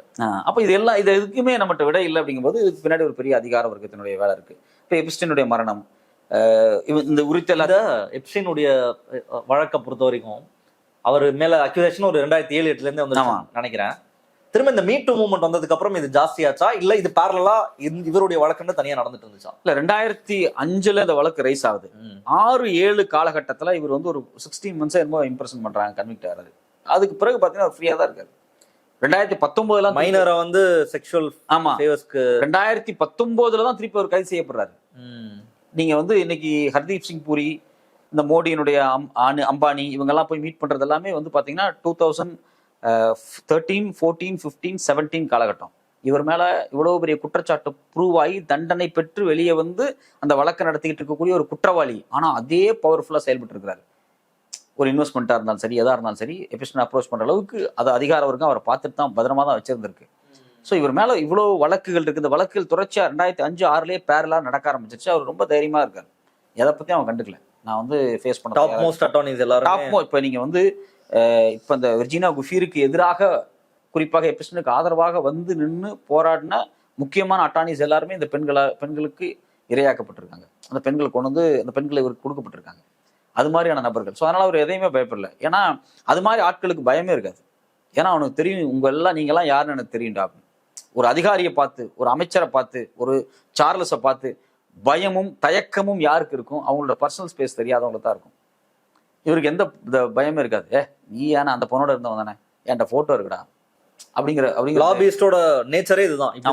செயல்பட முடியும். ஆனா வெளியே ரொம்ப பொலைட்டா இருப்பாங்க, வெளியே ரொம்ப பொலைட்டா காமிச்சுக்குவாங்க, ரொம்ப டவுன் டு எர்த்தா காமிச்சுக்குவாங்க. ஆனா அவங்க வந்து ஒரு பெரிய இதுல வந்து ஃபண்டு, இப்போ நீங்க வந்து ஒருத்தர் வச்சிருப்பான், ஒரு 10,000 கோடி பிளாக் மணி இருக்கு, இதை எங்காவது இன்வெஸ்ட் பண்ணணும், மொரிஷியஸ்லயோ பிரிட்டிஷ் விர்ஜினியாலோ இல்லை வந்து நான் வந்து எங்காவது பண்ணணும் அப்படிங்கும்போது அதுக்கான நபர் இவங்களுக்கு தான் தெரியும். இவன் ஒரு மியூச்சுவல் ஃபண்ட் ஹோல்டரை வச்சிருப்பான், இவன் வந்து வேற ஏதாவது ஷேர் மார்க்கெட்ல ஒரு பெரிய ஆளை வச்சிருப்பான். இப்போ அந்த ஃபண்டை பிளாக்ல ரொட்டேட் பண்ணி கொடுத்து ஒரு அசட்ஸை வந்து மேனிப்புலேட் பண்ணி கொடுத்துருப்பான். அதில் இவனுக்கு பல ஆயிரம் கோடிகள் வரும். இவன் சில இடத்துல ஃபண்ட் பண்ணுவான். இப்போ இந்த பணத்தை ஹேண்டில் பண்றது, நீங்க இவரை தூக்கிட்டு இந்த பொசிஷன்ல நான் வரலான்னு விரும்புறேன், எனக்கு நீங்க வந்து செஞ்சு கொடுங்க அப்படின்னு சொல்லி ஒருத்தர் வந்து நிற்பான். இப்போ நீங்க ஹர்தீப் சிங் பூரி விஷயத்திலேயே என்ன நடக்குது அப்படின்னா, சிலிக்கான் வேலையில் இருக்கக்கூடிய முக்கியமான இந்த லிங்க் இருக்கு பார்த்தீங்களா, அந்த லிங்க்டின், ஆமா ஆமா, அதனுடைய கோ ஃபவுண்டர் தான் அப்ரோச் பண்றாரு. எனக்கு இந்தியாவில் வந்து அங்கே நாக்ரியை பீட் பண்ணி நான் போகணும்னு விரும்புறாரு. இங்கே டிஜிட்டல் இந்தியா ஸ்கீம் வருது. டிஜிட்டல் இந்தியா ஸ்கீமும் அந்த சிலிக்கான் வேலி இன்வெஸ்ட்மெண்ட் வந்து இன்டர்நெட் வழியா பிசினஸ் வருது பார்த்தீங்கன்னா, இந்த பிசினஸையும் ஒன்றிணைக்கக்கூடிய இடத்துல ஹர்தீப் சிங் பூரி ஒர்க் பண்றாரு. அவரும் இந்தியாவினுடைய ஒரு IFS ஆஃபீஸர் 2013-14 வரைக்கும். ஆனா இன்னைக்கு ஒரு பெட்ரோலியம் மினிஸ்டர் ஆறாருல. பாஜகவில் அவர் சேர்ந்து ஒரு மசூதியை உடைச்சது கிடையாது, ஒரு கல் எடுத்து வீசினது கிடையாது, RSSக்காக ஒரு சாகால் அட்டன் பண்ணது கிடையாது. ஆனா ஒரு சக்தி வாய்ந்த பெட்ரோலியம் மினிஸ்ட்ரிக்கு வர இன்னைக்கு வேர்ல்டு ஃபைட் நடந்துட்டு இருக்கு பாத்தீங்களா. ஈரான் பிரச்சனை, வெனிசுலா பிரச்சனை, அது ட்ரம்ப் மாத்தி எல்லாத்துக்கும் மையமா இருக்கக்கூடிய பெட்ரோலியம் இண்டஸ்ட்ரி இல்லையா. இந்த இண்டஸ்ட்ரிக்குள்ள என்ன நடந்துகிட்டு இருக்கு அப்படிங்கிறது ஹர்தீப் சிங் பூரிக்கு தெரியும். அவர் தான் அந்த இடத்துல வந்து உட்காராரு. ஜெய்சங்கர் எப்படி வந்து உட்காராரு, நிர்மலா சீதாராமன் எப்படி வந்து உட்காந்துருக்காங்க, ரயில்வே மினிஸ்டர் அஸ்வின் எப்படி வந்து உட்காராரு. இப்போ இவங்க எல்லாம் யாரு? இவங்க யாருமே RSS கிடையாது.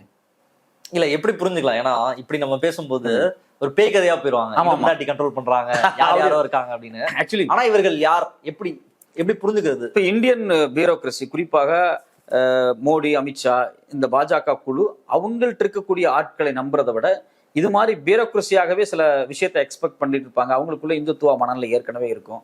அதை எல்லாத்தையும் கொண்டு வந்து அதை வந்து அக்கமுலேட் பண்ணுவாங்க. RN ரவி ஒரு IPS ஆஃபீஸர், IBல இருந்தவர், நார்த் ஈஸ்ட்ல வேலை பார்த்தவர். அவரை ஏன் கவர்னரா போடணும்? RSSக்காக கஷ்டப்பட்டு வேலை பார்த்தவனை நீங்க கொண்டு வந்து கவர்னரா போட்டுருக்கலாமே. ஏன் இது மாதிரி ஆட்களை சூஸ் பண்றாங்க? ரிட்டையர்டான ஜட்ஜை ஏன் MP, ராஜ்யசபா MP கொடுத்து உட்கார வைக்கிறாங்க? அப்ப இவங்க எல்லாமே வந்து அதிகாரத்த வர்க்கத்தை நம்பி இன்னைக்கு இருக்கக்கூடிய பாஜக நகரத்து பார்த்தீங்களா, அந்த சப்போர்ட் அது விரும்புது. இது RSSக்கு பிரச்சனை. RSS இதைத்தான் பிரச்சனையா பாக்குறாங்க. ஏன் ஆளு கிரவுண்ட்ல இருந்து மேல வந்திருக்கு இவ்வளவு பேர் இருக்கும்போது நீ எப்படி உனக்காக ஒரு டீம் செட் பண்ற?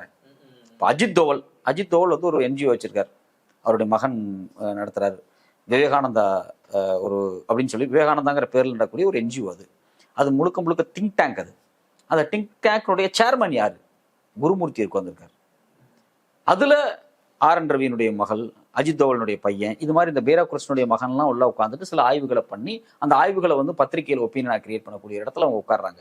இப்போ இது RSSனுடைய பேட்டர்ன் கிடையாது. RSSக்கு அவங்க வந்து கிரவுண்ட்ல இருந்து டெவலப் ஆகி வரக்கூடிய ஒரு குரூப். அவங்க ரொம்ப ஸ்ட்ரென்த்தா இருக்கக்கூடிய ஒரு குரூப். இந்த பேரலா இன்னொரு குரூப்பை இந்த அதிகாரம் வர்க்கம் செட் பண்ணுது பாத்தீங்களா. இது இவங்களுக்குள்ள ஒரு முரண்பாட்டை ஏற்படுத்திக்கிட்டே தான் இருக்கு. இது வந்து பேய் கதை அல்ல, இது வந்து கான்ஸ்பிரசி தியரி அல்ல. ஒரு அதிகார வர்க்கம் ஒரு புது அதிகார வர்க்கத்தோடு சேர்ந்து தனக்கான இடத்தை வந்து எஸ்டாப்ளிஷ் பண்ணிக்கிறதுக்கு, தனக்கான நிலைநிறுத்திக்கிறதுக்கு இவங்களை பயன்படுத்துது. மக்களுக்கும் இவங்களுக்குமான தொடர்பு அப்படின்றது ஒண்ணுமே கிடையாது. ஜெய்சங்கர் யாருன்னே தெரியாது. ஆனா சைனாவில் ஹை கமிஷனரா இருந்திருக்கிறாரு. சீனா குறித்து அவருடைய பார்வையில் ஒரு தெளிவு இருக்கு அப்படின்னு கன்வின்ஸ் ஆகுது. யார் கன்வின்ஸ் ஆகிறாங்கன்னா, இந்த மோடி அரசாங்கம் கன்வின்ஸ் ஆகுது. இல்ல அவர் வேணும், நீங்க வாங்க அமைச்சரா பாருங்க. அவர் செக்ரட்டரியா வச்சுட்டு கூட ஒரு அமைச்சரை போட்டிருக்கலாம். இல்ல நீங்க தான் இருக்கணும். இப்ப நீங்க தன் வாழ்நாள் முழுக்க ஒரு ஹை கமிஷனராக, ஒரு அம்பாசிடராக இருந்த ஒரு ஹர்தீப் சிங் பூரி ரிட்டையர்ட் ஆனதுக்கு பிறகு 2014 பிறகு அங்க இருக்கக்கூடிய NGOல ஒர்க் பண்றாரு. NGOனா திங்க் டேங்க்ஸ். இவங்க வந்து எல்லாருமே ஏதோ ஒரு திங்க் டேங்க்ஸோட அசோசியேட் ஆயிருப்பாங்க. இஸ்ரேலுக்கும் இதே மாதிரி திங்க் டேங்க்ஸ் RSS வந்து அமெரிக்கால கிரியேட் பண்ணி வச்சிருக்காங்க. நிறைய திங்க் டேங்க்ஸ் இருக்கு. ஹிந்து கவுன்சில்னு பேர் இருக்கும். இந்த ஃபண்ட் ரைஸ் பண்றதுக்காக IRDF நினைக்கிறேன், அது மாதிரி சில அமைப்புகள், இன்ஃபினிட் ஃபவுண்டேஷன்ஸ், அவங்கெல்லாம் பார்த்தீங்கன்னா அங்கிருந்து ஃபண்ட் ரைஸ் பண்ணுவாங்க. இங்க இருக்கக்கூடிய இன்ஸ்டியூட்ஸ் கொடுப்பாங்க. நம்ம இதுல தமிழ்நாட்டுல கூட ஒண்ணு இருக்கு. ஆமா, நிறைய இருக்கு. அது மாதிரி அவ்வளவு பெரிய பட்டியலே இருக்கு அவங்கள்ட்ட. ஸோ அப்ப இந்த கவுன்சில்ஸ்ல ஒர்க் பண்ணுவாங்க. அப்படிதான் ஹர்தீப் சிங் பூரி எல்லாம் பாத்தீங்கன்னா இன்டர்நேஷனல் பீஸ் இன்ஸ்டியூட் அப்படிங்கக்கூடிய ஒரு இன்ஸ்டியூட்ல வந்து அவர் வந்து ஒரு திங்க் டேங்கா இருக்காரு. அந்த இன்ஸ்டியூட்டுக்கெல்லாம் கிட்டத்தட்ட ஒரு $6 லட்சம் வந்து எபிஸ்டன் வந்து ஃபண்ட் ரைஸ் பண்ணி எல்லாம் கொடுத்துருக்காரு. ஸோ இவங்க எல்லாருமே பாத்தீங்கன்னா ஏதோ ஒரு வலையில் இந்த லாபியிஸ்டாவே தான் இருப்பாங்க. இதுல ஹர்தீப் சிங் பூரி பாஜக மினிஸ்டர் இருக்கக்கூடிய குற்றச்சாட்டுல என்ன அப்படின்னா, அவர் வந்து குறிப்பாக 2013-14 வந்து லிங்க்டினுடைய கோ-ஃபவுண்டர் ரெய்ட் கொஃப்மேனுக்கும் எபிஸ்டன், ஹர்தீப் சிங் பூரி, இந்த 3 பேருக்கு இடையில நடக்கக்கூடிய உரையாடல் தான் இன்னைக்கு வெளியே வந்திருக்கு. அவரு இந்தியாவில் இன்வெஸ்ட் பண்ண விரும்புறாரு. இந்தியாவில் இன்வெஸ்ட் பண்ணணும் அப்படின்னா ஹர்தீப் சிங் பூரியை அப்ரோச் பண்றாரு. யார்? எபிஸ்டன். ஹாஃப்மேன் எபிஸ்டனை அப்ரோச் பண்றாரு. எபிஸ்டன் ஹர்தீப் சிங் பூரி அப்ரோச் பண்றாரு. ஹர்தீப் சிங் பூரி பாஜக அப்ரோச் பண்றாங்க. அந்த லாபியிஸ்டா இருக்கிறாங்க. அந்த பணத்தை இங்க கொண்டு வந்து இங்க ஒரு செக்டார்ல இவருக்கு தேவையான சில அரசியல் அமைப்புல சில சேஞ்சஸ் எல்லாம் பண்ணி அப்படித்தான் எல்லாத்தையும் பண்ணுவாங்க.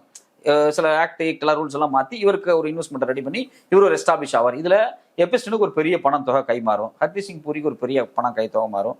இதுல என்ன ஒரு ஆச்சரியமான விஷயம் என்ன அப்படின்னா, இதுல பணமே மாறலையோ. எபிஸ்டன் வந்து ஹர்தீப் சிங் பூரி எப்படியாவது பெட்ரோலியம் மினிஸ்டர் ஆக்கிட்டாரோ அப்படிங்கிற எனக்கு ஒரு சந்தேகம் வருது.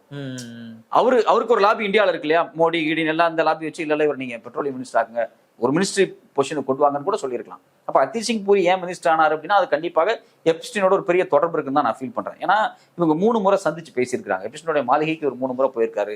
எந்தெந்த டைம்ல போனாரு எல்லாமே வந்து டாக்குமெண்ட் ஆயிருக்கு. பிப்ரவரி 4, 2015, ஜனவரி 6, 2016, மே 19, 2017, ஜூலை 2015 ஒரு முக்கியமான மீட்டிங்காக எப்ஸ்டீனை மீட் பண்ண ஒரு முயற்சி பண்றாரு. அவர் நியூயார்க்ல இல்லை, இங்கே வெளியே போயிடுறாரு. அதுக்கு வந்து ஜனவரி 9, 2015 ஹர்தீப் சிங் பூரி ஒரு மெசேஜ் போறாரு. Please let me know when you are back your exotic island அப்படின்னு போறாரு. ஐலாண்டை பத்தி அவருக்கு தெரிஞ்சிருக்கு. பர்ஃபெக்டா எக்ஸாட்டிக் ஐலாண்ட், எக்ஸாட்டிக் ஐலாண்ட் போறாரு.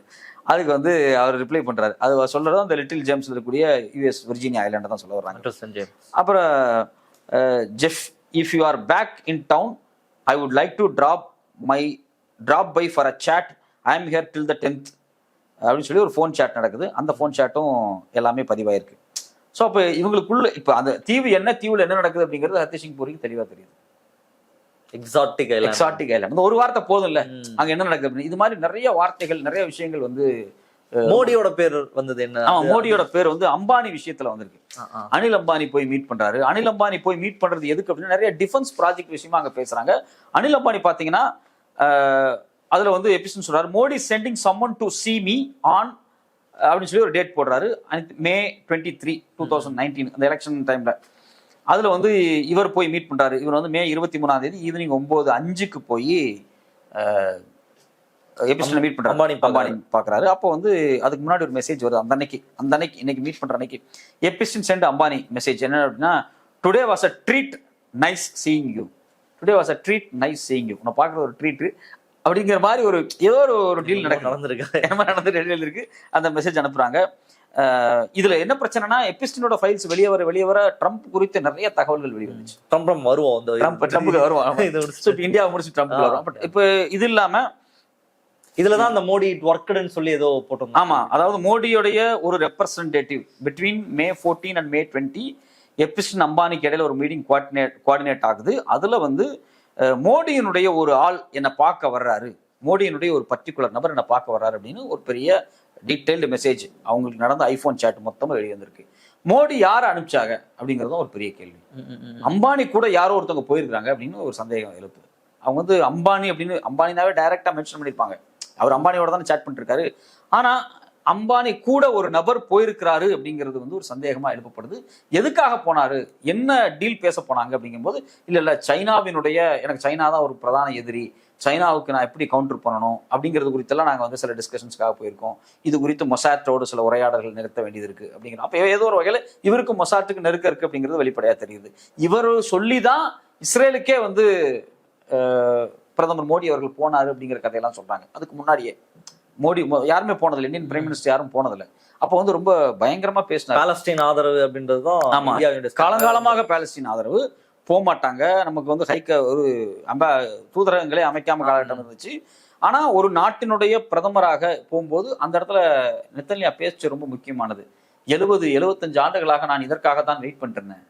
We are waiting for last 70 years அப்படிங்கிறாரு. அதாவது மோடியினுடைய வருகையை ஒரு 70 years. ஏன்னா மொசாத்தும் ஆர்எஸ்எஸும் ஆல்மோஸ்ட் அவங்க ஜிஎன்எஸ், அவங்க இந்துத்துவா, இவங்க வந்து அந்த ரேசியல் சூப்பர்மசி பேசக்கூடிய ஒரு நபர்கள் தான். ஸோ அப்போ வந்து மொசாத்தை சண்டை நடந்தப்போ இங்க இருந்து கிளம்புறவங்களா லெட்டர்லாம் போட்டாங்களே. இந்த மொசாத்து ஏதோ ஒரு வகையில் இந்த எபிஸ்டினோடு மிக நெருக்கமாக இருந்திருக்கிறது. மதம் இதுல ஏதாவது தொடர்பு இருக்கா? ஏன்னா அப்படிலாம் நிறைய பார்த்தேன். அது கான்ஸ்பிரசியா என்னன்னு எனக்கு மதம் இருக்கான்னு எனக்கும் தெரியல. ஏன்னா நீங்க வந்து மேக்ஸ்வெலோட அப்பா பியூரா தெரிஞ்சிச்சு, அவர் வந்து மொசாட்டோட ஆள், ஒரு யூதர். ஆமா, மேக்ஸ்வெல் தான் எபிஸ்டினை மொத்தமா கண்ட்ரோல் பண்ணிட்டு இருந்த ஒரு முக்கியமான நபர். இப்போ இந்தியாவில் இருக்கக்கூடிய ஒரு டிஃபென்ஸ் பாலிசியா இருந்தாலும் சரி, இந்தியா சீனா குறித்து ஏதாவது கவுண்டர் ஒரு மெட்டீரியல் வைக்கணும்னாலும் சரி, எல்லாமே எபிஸ்டின் அப்ரோச் பண்றாங்க. அதாவது மொசாத்து பிளஸ் அமெரிக்காவோடு சேர்ந்து வேலை செய்யறதுக்கான எல்லா லாபி குரூப்பும் ஏன் எபிஸ்டின்ட்டே வருது. அப்போ மேக்ஸ்வெல் இவர் யாரு, உயிரோட தான் இருக்காங்க. மேக்ஸ்வெல் விசாரிச்சா எல்லாம் வெளியே வந்துடும், அவங்களுக்கு எல்லாமே தெரியும். எனக்கும் அதுக்கும் தொடர்பும் இல்லை. ஆமா, எபிஸ்டினோட மேக்ஸ்வெலுக்கு தான் எல்லா தகவலுமே தெரியும். ஸோ அவங்களை விசாரிச்சேன்னா நிறைய போட்டோல அவங்க தான் இருக்கிறாங்க. ஆமா ஆமா. ஸோ அவங்களை விசாரிச்சாவே எல்லாம் வந்துடும். அவங்க ட்ரம்ப்போட மனைவிக்கு ரொம்ப ரொம்ப ரொம்ப க்ளோஸ். 2 பேரும் செக்கோஸ்லோவியன், அவ்வளவு க்ளோஸா இருக்கிறாங்க. அப்ப இந்தியாவுடைய டிஃபென்ஸ், நான் என்ன கேட்கறேன், நீ சைனாவை எதிர்க்கணும் அப்படின்னா எபிஸ்டின் மாதிரியான ஆட்களோட போய் எப்படி நிக்கிறீங்க? 2008 அவனுக்கு கன்விக்ட் ஆகுது. 2008 அவன் 16 மாதம் ஜெயிலுக்கு போறான். பிற்பாடு 2011 இவன் பண்ண ஊழல்கள் புகைப்படங்களோடு வெளியே வருது. ஒரு சைல்டு டிராஃபிக்கிங்கா இருந்திருக்கான், அதை அவனே ஏத்துக்கிறான் ஒரு கட்டத்துல. நீங்க இப்படிப்பட்ட ஒரு குற்றவாளியோடு இந்தியாவினுடைய ஹை கமிஷனர், இந்தியாவினுடைய மிக முக்கியமான கார்ப்பரேட் தலைவர், மோடியினுடைய ரெப்ரசன்டேட்டிவ் எல்லாம் ஏன் போய் பார்க்க வேண்டிய சூழல் வருது? அப்போ அவன் எவ்வளவு பவர்ஃபுல் பர்சனா இருந்தா இவங்க என்ன டீல், என்ன ஃபேவர், என்ன ஃபேவர்? எனக்கு எல்லாருமே பெண்கள் பத்தி நம்ம பேசுறோம், பெண் குழந்தைகளை பத்தி பேசிட்டு இருக்கோம். ஆனா என்ன ஃபேவர் நடந்துச்சுன்னு இன்னைக்கு வரைக்கும் தெரியல. இந்த குழந்தைகள் எல்லாம் யார் யாரு கொடுக்கப்பட்டுச்சு அப்படிங்கிறது ஒரு எதிர்க்க வேண்டிய ஒரு செயல். இந்த குழந்தைகளை கொடுத்து என்ன அரசியல் நகர்வுகள் இங்க நடந்தது அப்படிங்கிறது தான் முக்கியமான விஷயம். இது எல்லாமே இப்ப ஏன் வெளியே வருது அப்படிங்கிறது இன்னைக்கு வரைக்கும் நமக்கு தெரியாம இருக்கு. ஈரானோடு யுத்தத்தை துவங்குறாரு, வெனிசுலா அதிபரை கடத்துறாரு, பெட்ரோலியம் ஒரு ஓப்பன் டிஸ்கஷன் ஃபைட்டா மாறுது, நேட்டோவை சேலஞ்ச் பண்றாரு, கிரீன்லாந்து வேணுங்கிறாரு. அது இல்லாம மேல இருக்கக்கூடிய நார்தன் போலார் எக்ஸ்பிரஸ் ரூட்ஸ் 3 ரூட்டை வந்து சீனா வந்து போய் பிடிக்கிறாங்க. அவங்க அதனாலதான் கிரீன்லாந்து ஒரு வேணுங்கிறாரு. இந்த குளோபல் பாலிடிக்ஸ்ல ஒரு பெரிய மாற்ற ஷிஃப்ட் நடந்துகிட்டு இருக்குல்ல, குறிப்பாக வடபுலத்தை மையமாக வச்சு. இது 20 வருஷத்துக்கு முன்னாடியே கட்டுரை எழுதுறாங்க ஆர்டிக் இன்ஸ்டிடியூட். இது ஒரு சைலண்ட் ஜியோ பொலிட்டிக்கல் ஸ்பாட் அப்படின்னு ஒரு 2011 கட்டுரை வருது. சைலண்ட் ஜியோ பொலிட்டிக்கல் ஸ்பாட் அப்படிங்கிற மென்ஷன் பண்ணி பல கட்டுரைகள் வருது. இந்த நார்தன் போலார் இருக்கு பாத்தீங்களா, நார்தன் போலாருடைய ஐஸ் உருகிறதுனால அங்க இருக்கக்கூடிய சீ ரூட் வந்து ஃப்ரீ ஆகுது. கீழே நீங்க சைனால இருந்து ஒரு ப்ராடக்ட்டை வந்து ஐரோப்பா கொண்டு வரதுல, ஐரோப்பால இருந்து ஒரு ப்ராடக்ட்டை சைனா கொண்டு வரதை விட 40% எக்ஸ்பென்ஸும் டைமும் குறைய போகுது. இப்போ இந்த ரூட் வந்து எவால்வ் ஆகி இந்த ரூட்டுக்கான ஃபைட் ஸ்டார்ட் ஆகுது. கடந்த 10-5 வருஷமா ஓடிக்கிட்டு இருக்கு. இப்போ இந்த ஒரு இடத்துல கிரீன்லாந்து வேணும்னு அவர் கேட்கிறாரு. அப்போ வந்து ஜியோ பொலிட்டிக்கலாக ஒரு பெரிய மாற்றம் நடந்துட்டு இருக்கும்போது அமெரிக்காக்குள்ள இவ்வளவு பெரிய ஃபைல்ஸ் ஏன் வெளியே வருது? இது மொசாட்டும் சிஐஏயும் வெளியே விடாமல் இது வரவே வராது. டிஸ்கஷன் நீதிக்காக நடக்கிறது கிடையாது. இப்போ வெளியெல்லாம் இப்பதான் கிடைச்சிருக்க டாக்குமெண்ட். ஆமா, அப்படி எப்சினை தண்டிக்கிறோம், எப்சின் கூட இருந்தவரை எக்ஸ்போஸ் பண்றோம்ன்றது கிடையாது. நீங்க கொஞ்சம் யோசிச்சு பாருங்க, 30 மில்லியன் ஆவணங்களை டாபிக் வைஸா அரேஞ்ச் பண்ணப்பட்டிருக்குல்ல. இந்தியா, மோடி, நீங்க வந்து ட்ரம்ப், நீங்க வந்து சார்ஸ், இப்படின்னு ஆவணங்கள், புகைப்படங்கள். இதை தொகுக்கிறதுக்கு எவ்வளவு நாள் ஆகும் நினைக்கிறீங்க? ரொம்ப கஷ்டம். உட்காந்து இதை டாக்குமெண்ட் பண்ணிட்டே வந்திருக்கிறாங்க. எப்போ டைம் பார்த்து 15-20 வருஷமா அது டாக்குமெண்ட் ஆகிட்டே இருந்திருக்கு, அப்படியே ஃபில்டர் ஆகிட்டே இருந்திருக்கு. திடீர்னு அதை வெளியிடுறாங்க. அப்போ இதெல்லாமே டாக்குமெண்ட் ஆகும்போதே ஒரு அஜெண்டாவோட தான் டாக்குமெண்ட் ஆயிருக்கும். இதெல்லாம் இந்த பிம்பா செயல்படக்கூடிய ஆட்கள் எல்லாத்தையுமே டாக்குமெண்ட் பண்ணுவாங்க. ஸோ அப்போ இப்போ ட்ரம்ப் வந்து அவரோட சைன் பண்ணி தான் வெளியிடுறாரு. அது அங்க வந்து ஒரு பொது சமூகத்தின் மத்தியில ஒரு கான்ட்ரவர்சி வந்து எழுது. குறிப்பா எலன் மாஸ்க் ஒரு ட்வீட் போட்டார் பாத்தீங்களா? அவர் எப்போ போட்டார்னா ஜூன் 6, 2025 ட்வீட் போறாரு. சண்டை வச்சு அவரோட ட்வீட் நல்ல tip. Time to drop the really big bomb அப்படின்னு போட்டுட்டு, real Donald Trump is in the Epstein's file, that is the reason why they have not been made public அப்படின்னு போட்டுட்டு கீழே வந்து ஹேவ் அ நைஸ் டே அப்படின்னு போட்டு முடிச்சுக்கிறாரு.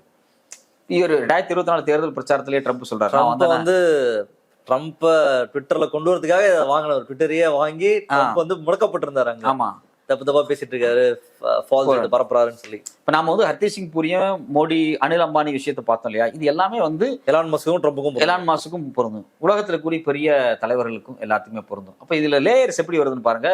முதல்ல corporates இருக்கிறாங்க. கார்பரேட்ஸுக்கு சப்போர்ட் பண்ணக்கூடிய இடத்துல அந்தந்த நாட்டினுடைய ஹை கமிஷனர் டிபார்ட்மெண்ட்ல இருக்கக்கூடிய, அதாவது ஃபாரின் சர்வீஸ்ல இருக்கக்கூடிய முக்கியமான நபர்கள் ஒரு பெரிய லேயர் இருக்கு. இதுல வந்து பேங்கர்ஸ், இது எல்லாமே கார்பரேட்டுக்குள்ள வர்றாங்க. இவங்களோட சேர்த்து பொலிட்டிக்கல் பாடிஸ், ஆர்கனைசேஷன்ஸ், இதுல சில நிறுவனங்கள், திங்க் டேங்க், இது லேயரா செயல்படுது. ஒரு பக்கம் கார்பரேட், இன்னொரு பக்கம் கவர்மெண்ட். இந்த இன்வெஸ்ட்மெண்ட் எக்ஸ்சேஞ்ச் ஆகுது பாத்தீங்களா உலகம் முழுக்க. ஆமா, இப்ப எனக்கு வந்து அமெரிக்காவை பத்தி என்ன தெரியும்? நான் இப்போ இந்த ஊர்ல வந்து ஃபார் எக்ஸாம்பிள் எதாச்சியா ஜெயிச்சு நாங்கள் வந்து ஒரு பொசிஷன்ல போய் உட்காரோம். இப்போ நீங்க வந்து இந்தியாவை விட்டுருங்க, இந்தியாவோட உலகத்துல கிட்டத்தட்ட 160-200 நாடுகள் சின்ன நாடுகள் தான் இருக்கு. ஒருத்த மக்கள்கிட்ட பேசி லோக்கல் பாலிடிக்ஸ் பண்ணி ஜெயிச்சு ஒரு இடத்துல வந்து உட்கார்றான் அப்படின்னா, டெல்லியில உட்காரக்கூடியவனுக்கு உங்களுக்கு வந்து எத்தியோப்பியாவுடைய பாலிடிக்ஸ் எப்படி அவனுக்கு தெரியும்? எத்தியோப்பியாவினுடைய இன்வெஸ்ட்மெண்ட் அவனுக்கு என்ன தெரியும்? நீங்க வந்து குறிப்பா நீங்க வந்து இப்ப கரீபியன், இப்போ வெனிசுலால பெட்ரோல் இருக்கு, வெனிசுலாவோட இந்த பாலிசி போடணும் அப்படிங்கிறது எப்படி தெரியும்னா, இந்த ஃபாரின் அஃபேர்ஸ் டீம் இருக்கு பாத்தீங்களா, இந்த ஹை கமிஷனர்ஸ், அம்பாசிடர்ஸ், இவங்க தான் ஒரு பெரிய லெவல்ல ஒர்க் பண்ணுவாங்க. இவங்க தான் பாத்தீங்க அப்படின்னா இதுல வந்து ராணுவத்தை சார்ந்த ஆட்கள், ஐபிஎஸ் சார்ந்த ஆட்கள் எல்லாமே உள்ள போடுவாங்க. நீங்க வந்து சீக்ஸை வந்து வேட்டையாடினாங்க, தேடி சுட்டு கொண்டாங்க இல்லையா? ஆமா, அந்த எல்லா ஹை கமிஷனர் ஆஃபீஸ்ல இருந்தவங்க நிறைய பேர் ஐபிஎஸ் ஆஃபீஸர்ஸ் தான். அவங்க தான் உள்ள இருந்தாங்க. அப்போ ஃபாரின்ல நடக்கக்கூடிய அவங்கள காலி பண்ணதே அவங்க தான் சொல்றீங்க. ஆமா, இப்போ RAW அங்க இருக்கக்கூடிய சீக்ஸ்களை வேட்டையாடி கொண்டாங்க. கனடால கொண்டாங்க, முக்கியமான தலைவர்களை கொண்டாங்க, லண்டன்ல முக்கியமான தலைவர்கள் சுட்டு கொண்டாங்க. இதெல்லாம் சீக் அமைப்பினுடைய தலைவர்கள், காலிஸ்தான் கேட்கக்கூடிய ஆட்கள், இவங்களை பாகிஸ்தான்ல வச்சு கொண்டாங்க. முக்கியமான எனக்கு தெரிஞ்ச ஒரு 6-7 தலைகளை அவங்க வந்து தூக்கிட்டாங்க. இந்த ஒரு 5 இயர்ஸ் பீரியடுக்குள்ள 5-6 இயர்ஸ் பீரியட்ல இந்த காலிஸ்தான் கேட்கக்கூடிய வெளிநாட்டில் இருக்கக்கூடிய கனடா எல்லா கொலைகளையும் அவங்க வந்து இந்த ஸ்பைஸை வச்சு தான் பண்றாங்க. இந்த ஸ்பைஸ் எல்லாமே ஃபாரின் அஃபேர்ஸோட சேர்ந்து தான் வேலை பார்க்குறாங்க. அவங்களுக்கு மிகப்பெரிய கூடாரமே பார்த்தீங்க அப்படின்னா இந்த எம்பசிஸ் தான். இப்போ embassies plays a vital role. Hardeep Singh பூரிக்கு எம்பசி தான் முக்கியம். அவர் வந்து அம்பானி வரணும்னா இந்த எம்பசியில் இருக்கக்கூடிய ஹர்தீப் சிங் பூரி மூலமா தான் உள்ள வராது. இந்த லாபி குரூப் இருக்கு பார்த்தீங்களா, இந்த கார்பரேட்டு மேலே வந்து வேற நாட்டினோட இன்வெஸ்ட்மெண்ட் குரூப், இந்த ரெண்டுக்கு இடையில இருக்கக்கூடிய இந்த ஹை கமிஷனர் அம்பாசிடர்ஸ் தான் ஒரு மிகப்பெரிய ஒரு பிம்பாகவும் ஒரு புரோக்கர்ஸ் ஆகவும் பயங்கரமாக செயல்பட்டு இருக்கிறாங்க. 2 விஷயம் சொல்லுவாங்க ஐஎஃப்எஸ்குள்ளே போகிறவங்க. ஒன்றும் ஒர்க்கஹாலிக் இல்லைன்னா ஆல்கஹாலிக்னு சொல்லுவாங்க, கலாய்ப்பாங்க. அது ரொம்ப முக்கியம். பயங்கர ஒர்க்கஹாலிக்கான ஐஎஃப்எஸ் ஆஃபீஸர்ஸ் இருப்பாங்க. அது வந்து ஒரு 10% இருக்கும். 90% ஆஃபீஸர்ஸ் வந்து ஆல்கஹாலிக் அப்படிங்கிறது ஒரு சாதாரண வார்த்தை. ஏன் அப்படின்னா, நான் ஒரு ஹை கமிஷனராக இப்போ போய் அமெரிக்காவில் உட்காடுறேன், இல்லை ஜெர்மனில் போய் ஒரு ஹை கமிஷனராக பாஸ் பண்ண உடனே நான் போகிறேன்னு வச்சுக்கலாம். ஒரு 3 வருஷம் ட்ரைனிங் முசோரியில் கொடுக்குறாங்க, எல்லாம் முடியுது. ஒரு டெபுடேஷன் முடிச்சு நான் போய் உட்காரேன் அப்படின்னா, அந்த நாட்டினுடைய பெஸ்ட் கார், அந்த நாட்டினுடைய பெஸ்ட் ஃபுட்டு, அந்த நாட்டினுடைய பெஸ்ட்டு தான் எனக்கு சர்வ் பண்ணப்படும். அப்போ வந்து நீங்கள் ஒரு நாட்டினுடைய ஒரு பிரதிநிதியாக, நாட்டினுடைய பிரதிநிதியாக எல்லாமே பெஸ்ட்டாக அவங்களுக்கு கொடுப்பாங்க. ஜெர்மனி நான் வந்து அப்படி விஷயம், நான் வந்து ஒரு பெரிய பவர்ஃபுல் பவர் சென்டராக அங்கே இருப்பேன் நான். ஸோ அப்போ இந்த நபர்களை அப்ரோச் பண்ணுவது மூலம் தான் நீங்கள் ஜெர்மனில் ஒரு இன்வெஸ்ட்மெண்ட்டுக்கு போக முடியும், ஒரு கார்பரேட்டோட டைப் பண்ண முடியும். அப்போ இவங்க எல்லாருமே வந்து ஒரு இந்த எக்ஸ்டர்னல் அஃபேர்ஸோட ஒரு பெரிய ரோல் பிளே பண்ணக்கூடிய ஒரு இடம் தான் அது இவங்க எல்லாருமே. அதனால தான் ஹர்தீப் சிங் பூரி மாட்டுறாரு, இவங்க எல்லாருமே இருக்கிறாங்க. இப்போ அம்பானிக்கும் எப்ஸ்டனுக்குமான உறவை பூரி மட்டும் தான் செஞ்சு தர முடியும். அவங்க தான் உலகத்தை தெரிந்தவர்கள். இந்த ஐஎஃப்எஸ் ஆஃபீஸர்ஸ், ஹை கமிஷனர்ஸோட லாபி, இந்த லாபி குறித்து நிறைய விஷயங்கள் வெளியவே வரமாட்டேங்குது. உலகம் முழுக்க இவங்க தான் ஒரு பெரிய நிழல் அதிகாரம், பெரிய நிழல். அது கார்பரேட்டாக இருப்பதற்கு நம்ம ஊர்ல கூடிய வைகுண்டராஜா இருக்காரு. அவரும் பார்த்தீங்கன்னா மொரீஷியஸ்ல இன்வெஸ்ட் பண்ணு பாரு. யாரை பிடிச்சி, எங்க ரூட்டை பிடிச்சி, ஆளை பிடிச்சி, ஹை கமிஷன்ல பிடிச்சி தான் இன்வெஸ்ட் பண்ணுவாங்க. அவங்க டைரக்டா அவங்களுக்கு தெரிஞ்சவங்களா இருக்காது.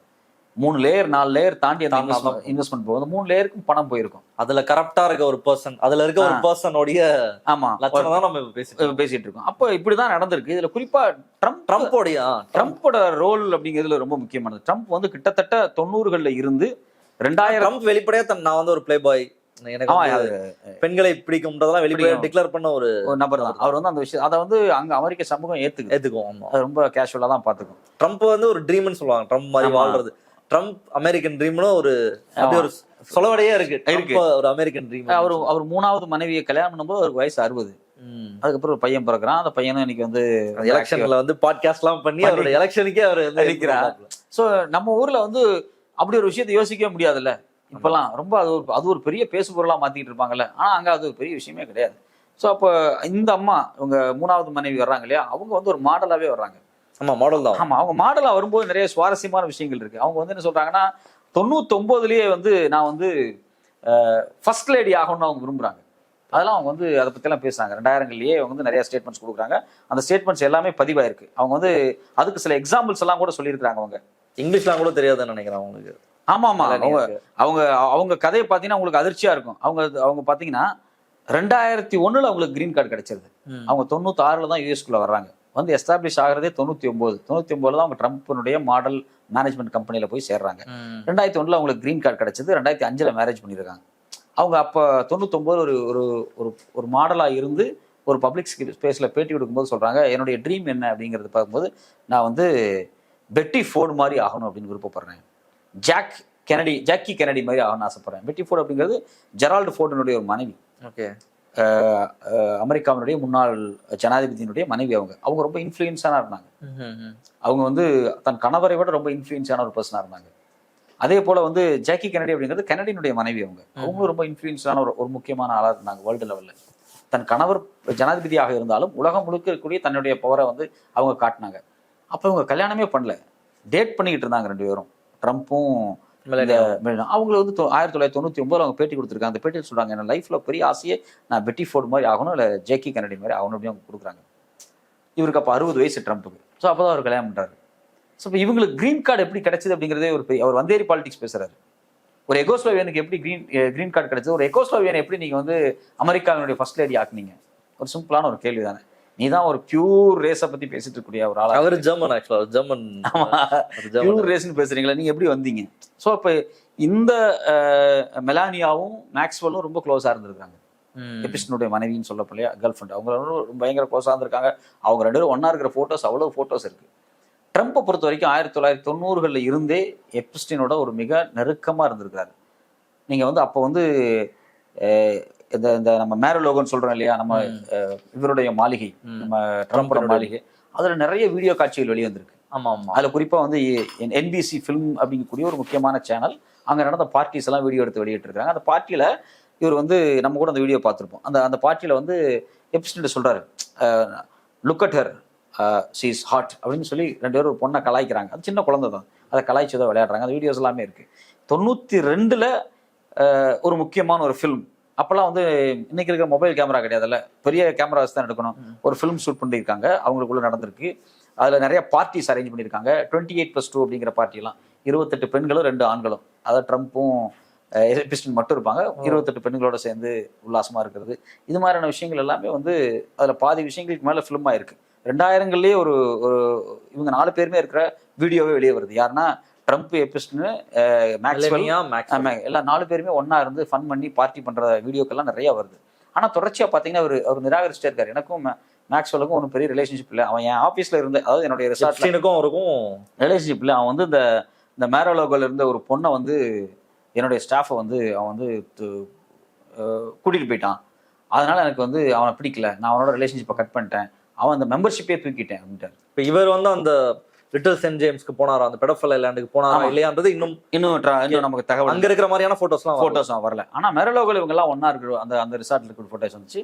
மேரலோகோ ஒரு கிளப்பா மாத்திடுறாங்க. அது வந்து அபிஷியல் வீடா இருந்துச்சு ட்ரம்ப்புக்கு ஒரு 10 வருஷம். அதுக்கு பிறகு அவர் வந்து அது பாத்தீங்கன்னா அதை வந்து ஒரு கிளப்பா மாத்துறாரு. கிளப் மெம்பர்ஸ் எல்லாம் வர்றாங்க, ஸ்பா, ஸ்விம்மிங் பூல், பார்ட்டி இதெல்லாம் நடக்கும். அதுல ஒரு சின்ன குழந்தைய மிஸ்பிஹேவ் பண்ணிடுறாரு ஒரு பார்ட்டியில. யாரையும் எப்ஸ்டீன் பண்றாரு. அது வந்து அந்த கிளப்பினுடைய மெம்பரோட பொண்ணு. அது ஃபேமிலியாக பார்ட்டி பண்ணுவாங்களா, அப்போ ஃபேமிலியாக பார்ட்டி பண்ணும்போது ஏதோ பொண்ணுகிட்ட மிஸ்பிஹேவ் பண்ணதுனால இது வந்து ட்ரம்ப்புக்கு ஒரு அழுத்தம் வருது, ஒரு ப்ரெஷர் வருது. ட்ரம்ப் வந்து இதை வந்து ரொம்ப சீரியஸாக எடுத்துக்கிறாரு. அந்த இன்சிடென்ட்டை திருப்பி கோட் பண்ணுறாரு ட்ரம்ப். நான் வந்து அப்போவே அவனை வந்து நான் வந்து நீக்கிட்டேன், அவன் இந்த கிளப்போட மெம்பரே கிடையாது அப்படின்னு சொல்கிறாங்க. ஆனால் போய் 2007 வரைக்கும் அவர் வந்து அந்த கிளப்புக்கு மெம்பராக இருந்திருக்காரு அப்படிங்கிறதுக்கான ஒரு அத்தாட்சி எல்லாமே இருக்குது. 2007 கன்விக்ட், அவர் மேலே தண்டனை கொடுக்கப்படுது சைல்டு டிராஃபிக் விஷயத்தில், செக்ஷுவல் அபியூசஸில். அப்போ 16 மாதம் ஜெயிலுக்கு போகிறார் இல்லையா. அது முன்னாடி வரைக்கும் அவர் வந்து அந்த மேரலோகோ கிளப்பினுடைய ஒரு மெம்பராகவே தான் இருந்திருக்காரு எப்ஸ்டீன். அப்போ எப்ஸ்டீனுக்கும் ட்ரம்ப்புக்குமான உறவு அப்படிங்கிறது 100% 2 பேரும் பேரலா டிராவல் பண்ணியிருக்காங்க. இதுல பல முக்கிய FBI டாக்குமெண்ட்ஸ், முழுமையாக இவர்கள் பற்றிய தகவல்களும் அவங்கள்ட்ட இருக்கு. ஆனா இப்போ நம்ம பேசும்பொழுது இப்ப ட்ரம்ப் இதை ஒரு அதிகார வர்க்கம்னு சொல்றோம். ஆமா, இது இல்லாம இன்னொன்னு இருக்கா? இப்ப நீங்க இந்த ரிலீஸ் பண்றாங்கன்னு சொல்றீங்க, இல்லாம ரிலீஸ் பண்றாங்க. ஆமா, அது இன்னொரு பேரலல், அது ஒரு டீப் ஸ்டேட்டா இருக்கும்.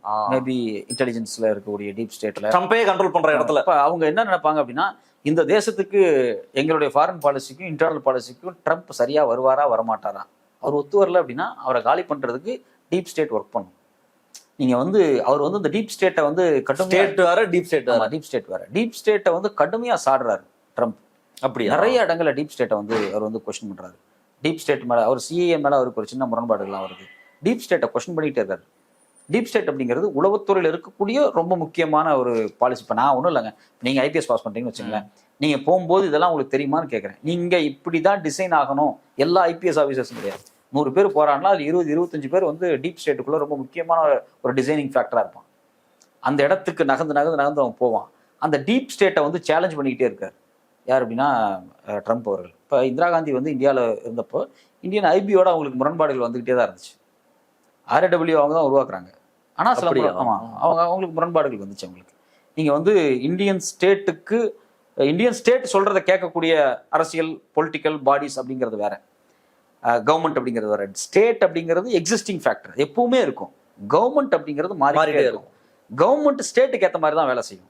ஸ்டேட்டை விட்டுட்டு கவர்மெண்ட் தனியாலாம் போயிடாது, முடிக்க முடியாது. இப்போ ஸ்டேட்டில் யாராவது சக்தி வாய்ந்த பவர்ஃபுல் லீடர்ஸ் வரும்போது அவங்க வந்து கவர்மெண்ட்டுக்கு வரும்போது அவங்க ஸ்டேட்டோட முரண்பட்டு சேலஞ்ச் பண்ணுவாங்க. அவங்க ஒரு கட்டத்தை தாண்டி போகிறாங்க அப்படின்னா ஸ்டேட் அவங்கள கைவிட்டுரும், நீ இருக்கக்கூடாதுன்னு நினச்சிரும். இப்போ நீங்கள் வந்து ராஜீவ்காந்தியை நான் காலி பண்ணேன் அப்படின்னு யார் சொல்கிறா? குருமூர்த்தி சொல்கிறாரு. குருமூர்த்தி ஒரு டீப் ஸ்டேட்டில் இருக்கக்கூடிய ஒரு முக்கியமான ஒரு நபர் தான். அவர் டைரக்டா போய் IPS ட்ரைனிங் இருக்கக்கூடிய சாதாரண மனிதர் எப்படி ஒரு பிரதமரை காலி பண்ண முடியும்? இவங்களுக்கும் டீப் ஸ்டேட் இருக்க ஆட்களுக்கும் நேரடி தொடர்பு இருக்கும். ஏன்னா இவர் வந்து ஒரு Indian express media, Indian express அப்படிங்கக்கூடிய ஒரு பத்திரிகையினுடைய முக்கியமான ஒரு நபர். கோயங்கா குரூப்பை மொத்தமா கண்ட்ரோல் பண்ணிட்டு இருந்த ஒரு நபர் இவர். அப்ப இவர் கோயங்கா குரூப் பத்திரிகையில எப்படி ரியாக்ட் பண்ணணும் அப்படின்னு எப்படி சொல்லியிருப்பாங்க? கொயாங் குரூப்புக்கு லாபமானதுக்காக நடந்திருக்காது. டீப் ஸ்டேட்டனுடைய ஒரு ஒர்க்கை பண்ணியிருப்பாங்க. இந்திரா காந்தி நமக்கு செட் ஆகலை, ராஜீவ்காந்தி நமக்கு செட் ஆகலை, இவங்க வந்து செட் ஆகலை. இந்த டீப் ஸ்டேட் வந்து அப்படி டிக்டேட் பண்ணும். இப்போ ட்ரம்ப் நிறைய இடத்துல டீப் ஸ்டேட்டோட முரண்படுறாரு, டீப் ஸ்டேட்டை வந்து சிக்கலுக்குறாரு. ஏன்னா நீங்க நல்லா பாருங்க, ட்ரம்ப்போட பிஹேவியர் வந்து மீறி ட்ரம்ப்பை எக்ஸ்போஸ் பண்ணணும்னா நடந்துரும். போட்டோஸ் இருக்கு கண்டிப்பா நடந்துரும். இப்போ நீங்க ட்ரம்ப்போட பிஹேவியர் இருக்குல்ல, அது வந்து ஒரு அமெரிக்கன் பிஹேவியரே இல்லை. எப்படி வந்து மோடியினுடைய பிஹேவியர் வந்து ஆர்எஸ்எஸ் பிஹேவியர் கிடையாதோ, அதே மாதிரி ட்ரம்ப்போட பிஹேவியர் ஒரு அமெரிக்கன் டீப் ஸ்டேட்டோட பிஹேவியரே கிடையாது. அமெரிக்கன் டீப் ஸ்டேட் இப்படிலாம் பண்ணாது. தன்னை வந்து கிரீன்லாண்டை கொடு அப்படின்னு மிரட்டாது. கிரீன்லாண்டை எப்படி கன்வின்சிங்கா வாங்குறது, இல்ல மிலிட்டரியா எப்படி நெருக்கடி கொடுக்கறது, வெளிப்படையா பண்ண மாட்டாங்க. வெளிப்படையா ஓப்பனா நேட்டோவுக்கு ஒரு நெருக்கடி கொடுப்பாங்க. நேட்டோவுக்கு நெருக்கடியை கொடுத்து அமெரிக்காவை டிபெண்டன்சி மாத்தி கிரீன்லாண்டை கொடுத்தாதான் சரி பண்ண முடியுங்கிற இடத்துக்கு அவங்க நகர்த்துவாங்க. இது நேட்டோவுக்கும் தெரியும் நம்மள பண்றாரு அப்படின்னு, வேற வழியிலாம் தெரியும். ஸோ இது எல்லாமே வந்து ரொம்ப விர்ச்சுவலா நடந்துகிட்டு இருக்கும். இவர் அப்படிலாம் இல்லை. நான் வந்து அதனால சொன்னேன் எனக்கு ட்ரம்ப் பிடிச்சிருக்கு அப்படின்னு. நான் வந்து ஜனநாயகம் இல்லை, மனித உயிர்கள் பறி போகிறது அப்படிலாம் பேசல. பெட்ரோல் வேணும் எனக்கு வேணும்னு சொல்லல, ரொம்ப தெளிவா பேசுறாருல, வெளிப்படையா உண்மையா பேசுறாரு. நீங்க வந்து இவரை கடத்திட்டு வராங்க, வெனிசுலா அதிபரை கடத்திட்டு வந்து அவங்க வந்து நியூயார்க் கொண்டு வந்ததுக்கு பிறகு அவர் ஒயிட் ஹவுஸ்ல மீட்டிங் நடக்குது. அடுத்த 24 ஹவர்ஸ்க்குள்ள 27 பெட்ரோல் கம்பெனியுடைய நிறுவனங்களுடைய இயக்குநர்கள் தான் அவர் மீட் பண்ணி பேசுறாரு. அவங்க என்ன பேச வர்றாங்க அப்படின்னா, நாங்க பல லட்சம் கோடி இன்வெஸ்ட் பண்ண ரெடியா இருக்கோம். நாங்க இன்வெஸ்ட் பண்ணா திடீர்னு வேற ஒரு புரட்சி அங்க வருது, மதுரை மாதிரி இன்னொருத்த வந்து ஆட்சியை பிடிச்சிட்டானா எங்க நிறுவனத்தெல்லாம் காலி பண்ணி விட்டுருவான். நீங்க அந்த நாட்டை கலனைஸ் பண்ணுங்கிறது தான் அவங்களுடைய விருப்பம். ஒரு குறிப்பிட்ட பீரியட், ஒரு 20 வருஷம் 30 வருஷம் ஏதோ கலனைஸ் பண்ணாதான் நம்ம வந்து அதை இன்வெஸ்ட் பண்ண முடியுங்கிறனால ஒரு பெரிய பார்கெயின் வருது. அமெரிக்காவினுடைய சக்தி வாய்ந்த பெட்ரோல் நிறுவனங்கள் கோகோன், பிலிப்ஸ், செவ்ரான், இது மாதிரியான நிறுவனங்கள்லாம் உட்காந்து பேசுறாங்க, நான் எப்படி போய் பணம் போட முடியும். அவர் அதை வெளியே இப்போ எல்லா நியூஸ்லயும் வருது. அவர் தைரியமா இருக்காரு, ஆமா பெட்ரோலுக்காக தான் நான் பிடிச்சேன், என்ன வாட் இஸ் த ப்ராப்ளம் அப்படிங்கிறாரு. அவரு சொல்லலை நான் வந்து வெனிசுலாவினுடைய ஜனநாயகத்தை பாதுகாக்க போகிறேன் அப்படின்லாம் சொல்லலை. அது சும்மா ஒரு சைடிஸ் மாதிரி ஆயுதங்கள் இருக்கு. அடுத்த நாளே டிக்ளேர் பண்றாங்க ஆயில் எங்க கட்டுப்பாட்டில் தான் இருக்குன்னு சொல்றாருல. இப்போ கிரீன்லாண்ட் எனக்கு வேணுங்கிறாருல, எனக்கு கிரீன்லாண்டு வேணும், எனக்கு வந்து ஜியோ பொலிட்டிக்கலா அது முக்கியம், அது இவ்வளவு தைரியமா சொல்றாருல. ஸோ அது வந்து ஒரு டீப் ஸ்டேட்டோட பிஹேவியரே கிடையாது. அவர் வந்து டீப் ஸ்டேட்டை மீறிய ஒரு ஈகோ ஒரு ஃபேண்டசியா இன்னைக்கு பேசுறத நாளைக்கு வேற மாதிரி பேசுறாருல, அடுத்த நாள் மாத்தி பேசுறாருல. இப்படி அமெரிக்கன் பிரசிடென்ட் வரலாற்றுல இப்படிதான் பேசவே மாட்டாங்க. ஸோ அப்போ டீப் ஸ்டேட் அப்படிங்கிறது உண்மையிலேயே கவர்மெண்ட்டை விட சக்தி வாய்ந்த ஒரு பவர் தான். இப்போ டீப் ஸ்டேட்டே இதை வெளியிடலாம் அப்படிங்கிற இடத்துக்கு நகருது. அது ஏதோ ஒரு பெரிய லாபத்துக்காக தான். அதுல வந்து ட்ரம்ப் காயப்பற்றக்கூடாதுங்கிறத ரொம்ப தெளிவா இருக்காங்க. ட்ரம்ப் காயப்பட்டாரு அப்படின்னா அது வந்து அமெரிக்காவுக்கான ஒரு பெரிய இன்சல்ட் அதை பார்க்குது. ட்ரம்ப்பை மட்டுப்படுத்தணும், அவர் காயப்பற்றக்கூடாது, அவர் எக்ஸ்போஸும் ஆயிடக்கூடாது, அவர் ஒரு வித்தின் பவுண்டரிக்குள்ள செயல்படணும் அப்படிங்கிறத டீப் ஸ்டேட் விரும்பலாம். நம்ம ஆயில் டீல் நேற்று தினம் தான் உடனே போட்டாங்களே, இதுக்கும் எப்ஸ்டீன் கண்டிப்பாக ஏதோ ஒரு தொடர்பு இருக்கும், இல்லாமலாம் நம்ம சொல்லவே முடியாது. இவ்வளவு காலம் இருக்கிறது. நீங்க கடந்த 48 மணி நேரமாக எல்லா பத்திரிகையிலையும், எல்லா இன்டர்நேஷனல் பத்திரிகையிலையும் எப்ஸ்டீன் வந்து ஃபைல்ஸ் வந்து பரபரப்பா பேசப்படுது, மோடி பேர் பேசப்படுது, பல பேர்த்த பேசப்படும் போது ஒரு சறுக்கல் ஏற்படுது முடியுது. நீங்க வந்து விவசாய பொருட்களுக்கு இறக்குமதிக்கு ஒரு நாளும் கொடுக்க முடியாது. நேற்று கொடுத்துருக்காருன்னு சொல்றாங்க. நான் இன்னும் டீட்டெயிலா டாக்குமெண்ட்டை பார்க்கல. ஆர்எஸ்எஸ் போராடிச்சு. ஆர்எஸ்எஸ் விவசாய சங்கம் சோயாபீன்ஸ் இறக்குமதி பண்றதுக்கு இவர் முயற்சி பண்ணார். மோடி அவர்கள் வந்து ஒரு டிக்ளரேஷன் கொடுத்தாங்க, உள்ள இன்டர்னலா ஒரு பாலிசி வந்துச்சு, சோயாபீன்ஸ் இம்போர்ட் பண்ணலாம் அப்படின்னு சொல்லி. சோயாபீன்ஸ் இம்போர்ட் பண்ணா மத்திய பிரதேசத்துல இருந்து ராஜஸ்தான்ல இருந்து யூபி வரைக்கும் பல மாநிலங்கள் அடிபடும். அங்க சோயா உற்பத்தியாளர்கள் ரொம்ப அதிகமா இருக்கிறாங்க. ஆர்எஸ்எஸ் இறங்கி போராடிச்சு. ஆர்எஸ்எஸ் போராட்டத்தை மனதில் வைத்து பிளானிங் கமிஷன் கொடுத்த ரெக்கமெண்டேஷன், பிளானிங் கமிஷன் இப்படி ஒரு ரெக்கமெண்டேஷன் கொடுக்குது, சோயாபீன்ஸ் இறக்குமதி பண்ணிட்டு சோயாபீன்ஸ்ல வரக்கூடிய இந்த அதை நம்ம வந்து புண்ணாக்கா பயன்படுத்திக்கலாம், அதை வந்து சைனாக்கு இம்போர்ட் பண்ணலாம், அவங்க ஒரு பாலிசி சொல்றாங்க பிளானிங் கமிஷன். அதை அக்செப்ட் பண்ணி ஓகே சாய் கையெழுத்தாயி இவங்க நடைமுறைப்படுத்த முயற்சி பண்ணும்போது ஆர்எஸ்எஸ்ல ஒரு பெரிய போராட்டம் நடக்குது, ஒரு பெரிய லாபி நடக்குது. உடனே அது வந்து என்ன ஆச்சுன்னே தெரியல, அந்த ஸ்டடியே காணாம போயிடுச்சு. அவர் ஸ்டடி பண்ணாங்க, அது காணாம போயிடுச்சு. இப்போ திடீர்னு வந்து அமெரிக்காட்டிலிருந்து விவசாய பொருட்களை இறக்குமதி பண்ணிக்கலாம் அப்படி. அமெரிக்காட்டிலிருந்து விவசாய பொருட்களை இறக்குமதி பண்ணணும் அப்படிங்கிறது அமெரிக்காவினுடைய கடந்த 10 ஆண்டு கால தீவிர டிமாண்டு, பெட்ரோலை விட தீவிர டிமாண்டு. அது வந்து இதுக்கு முன்னாடி வைஸ் பிரசிடென்ட் வந்தாரு, அவர் கூட வந்து இந்தியாவில் பேசிட்டு போனார். அது ரொம்ப முக்கியமானது. இதை இவ்வளவு காலம் இழுத்தடிச்ச டிமாண்டை ஒரு நைட்ல எப்படி முடிச்சாங்க? விவசாய பொருட்கள் அங்கே இறக்குமதி பண்ணா இந்தியா காலி. ஏன்னா அங்கே விவசாய உற்பத்தி எக்கச்சக்கமா இருக்கு. நம்ம அமெரிக்கானா ஐடி கம்பெனி நினைச்சிட்டு இருக்கோம், அதை விட பல்லாயிரம் மடங்கு அவங்க விவசாய பொருட்களை ஏற்றுமதி பண்றதுதான். விவசாயிகள் அங்கே சாதாரண நாள் கிடையாதுல்ல, ஆயிரக்கணக்கான ஏக்கர் அட்வான்ஸ்டு மிஷினரி வச்சிருப்பான், அடிச்சு கொண்டுட்டு இருப்பான். நீங்க வந்து பல மாகாணங்களுடைய ஹார்பர்ஸ் இருக்கு பாத்தீங்களா, கடலோர மாகாணம், அந்த ஹார்பர்ஸ் எல்லாமே வந்து விவசாய பொருட்களை ஏற்றுமதி பண்ணக்கூடியதாக தான் இருக்கும். முக்கியமா ஒரு 10 மாகாணங்கள் இருக்கு, அது ஒரு தனியா பேச வேண்டிய ஏரியா. இப்ப இது எல்லாம் எப்படி சாத்தியமாச்சு 24 மணி நேரத்துல? ஆயில் அல்ல பிரச்சனை. இந்தியாவுமே வந்து ஒரு விவசாயத்தை நம்பி இருக்கக்கூடிய ஒரு நாடு. ஆயில் அல்ல பிரச்சனை, விவசாய பொருட்களை கொண்டு வரதான் பிரச்சனை. 2% தான் இருக்காங்க விவசாயி. இங்க 60% விவசாயத்தை நம்பி இருக்கிறான். 2-3% இது வெறும் விவசாயம் மட்டும் கிடையாது, டைரி ப்ராடக்ட்ஸும் இன்க்ளூட் ஆகும், ஃபார்ம் ப்ராடக்ட்ஸும் மொத்தமா இன்க்ளூட் ஆச்சு அப்படின்னா இங்க டைரி ஒரு பெரிய இண்டஸ்ட்ரி. 2 மாடு வச்சிருந்தா குடும்பம் சர்வைவல் ஆயிரும்.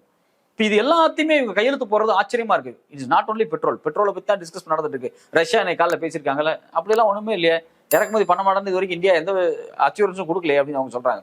இவங்களுக்குள்ள பெட்ரோல் குறித்து ஒரு சண்டை நடந்துட்டு இருக்கு. ஆனா உண்மையிலேயே விவசாய பொருட்களை இறக்குமதி பண்றதுக்கு நீங்க கையெழுத்து போட்டிருக்காங்களான்னு எனக்கு பயமா இருக்கு. அது செஞ்சா அவ்வளவுதான், பெரிய ஆபத்தை நோக்கி நம்ம வந்துருவோம். அப்ப இது எல்லாம் ஏன் இவ்வளவு எபிஷன் ஃபைல் வந்து இவ்வளவு வேகமா நடக்குது அப்படிங்கும்போது நமக்கு ரொம்ப ஆச்சரியமா இருக்கு.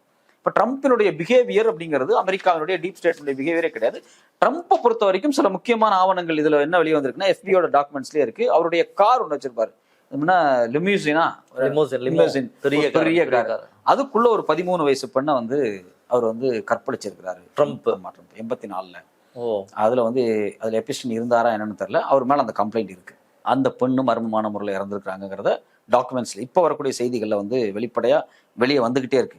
அது ரொம்ப முக்கியமான ஒரு விஷயமா இருக்கு ட்ரம்பை பத்தி. இது இல்லாம இன்னும் சில முக்கியமான விஷயங்கள் வந்து இந்த டெஃப்னி டோ அப்படிங்கக்கூடியவங்க ஒரு அஃபிடேவிட் போட்டிருக்காங்க. 13 வயசு ஓல்டு கேர்ளை வந்து ஒரு ட்ரம்ப் மட்டும் கிடையாது, எபிஸ்டின் வந்து ஒரு பலாத்காரம் பண்ண முயற்சி பண்ணுது. எபிஸ்டினும் ட்ரம்ப்பும் சேர்ந்து ஒரு பொண்ணை வந்து ஒரு காருக்குள்ள ஏதோ பண்ணாங்க அப்படிங்கிறதெல்லாம் தகவலா ஒன்றுனா அப்படி கொஞ்சம் கொஞ்சமா வெளியே வந்துட்டே இருக்கு. இதுல வந்து குறிப்பாக 96லயே இவங்க மேல ஒரு கிரிமினல் கம்ப்ளைண்ட்டை கொடுத்த மரியா ஃபார்மர் அப்படிங்கக்கூடிய ஒரு லேடி வந்து 2 பேர் மேலே ட்ரம்ப் மேலேயும் தான் நினைக்கிறேன்.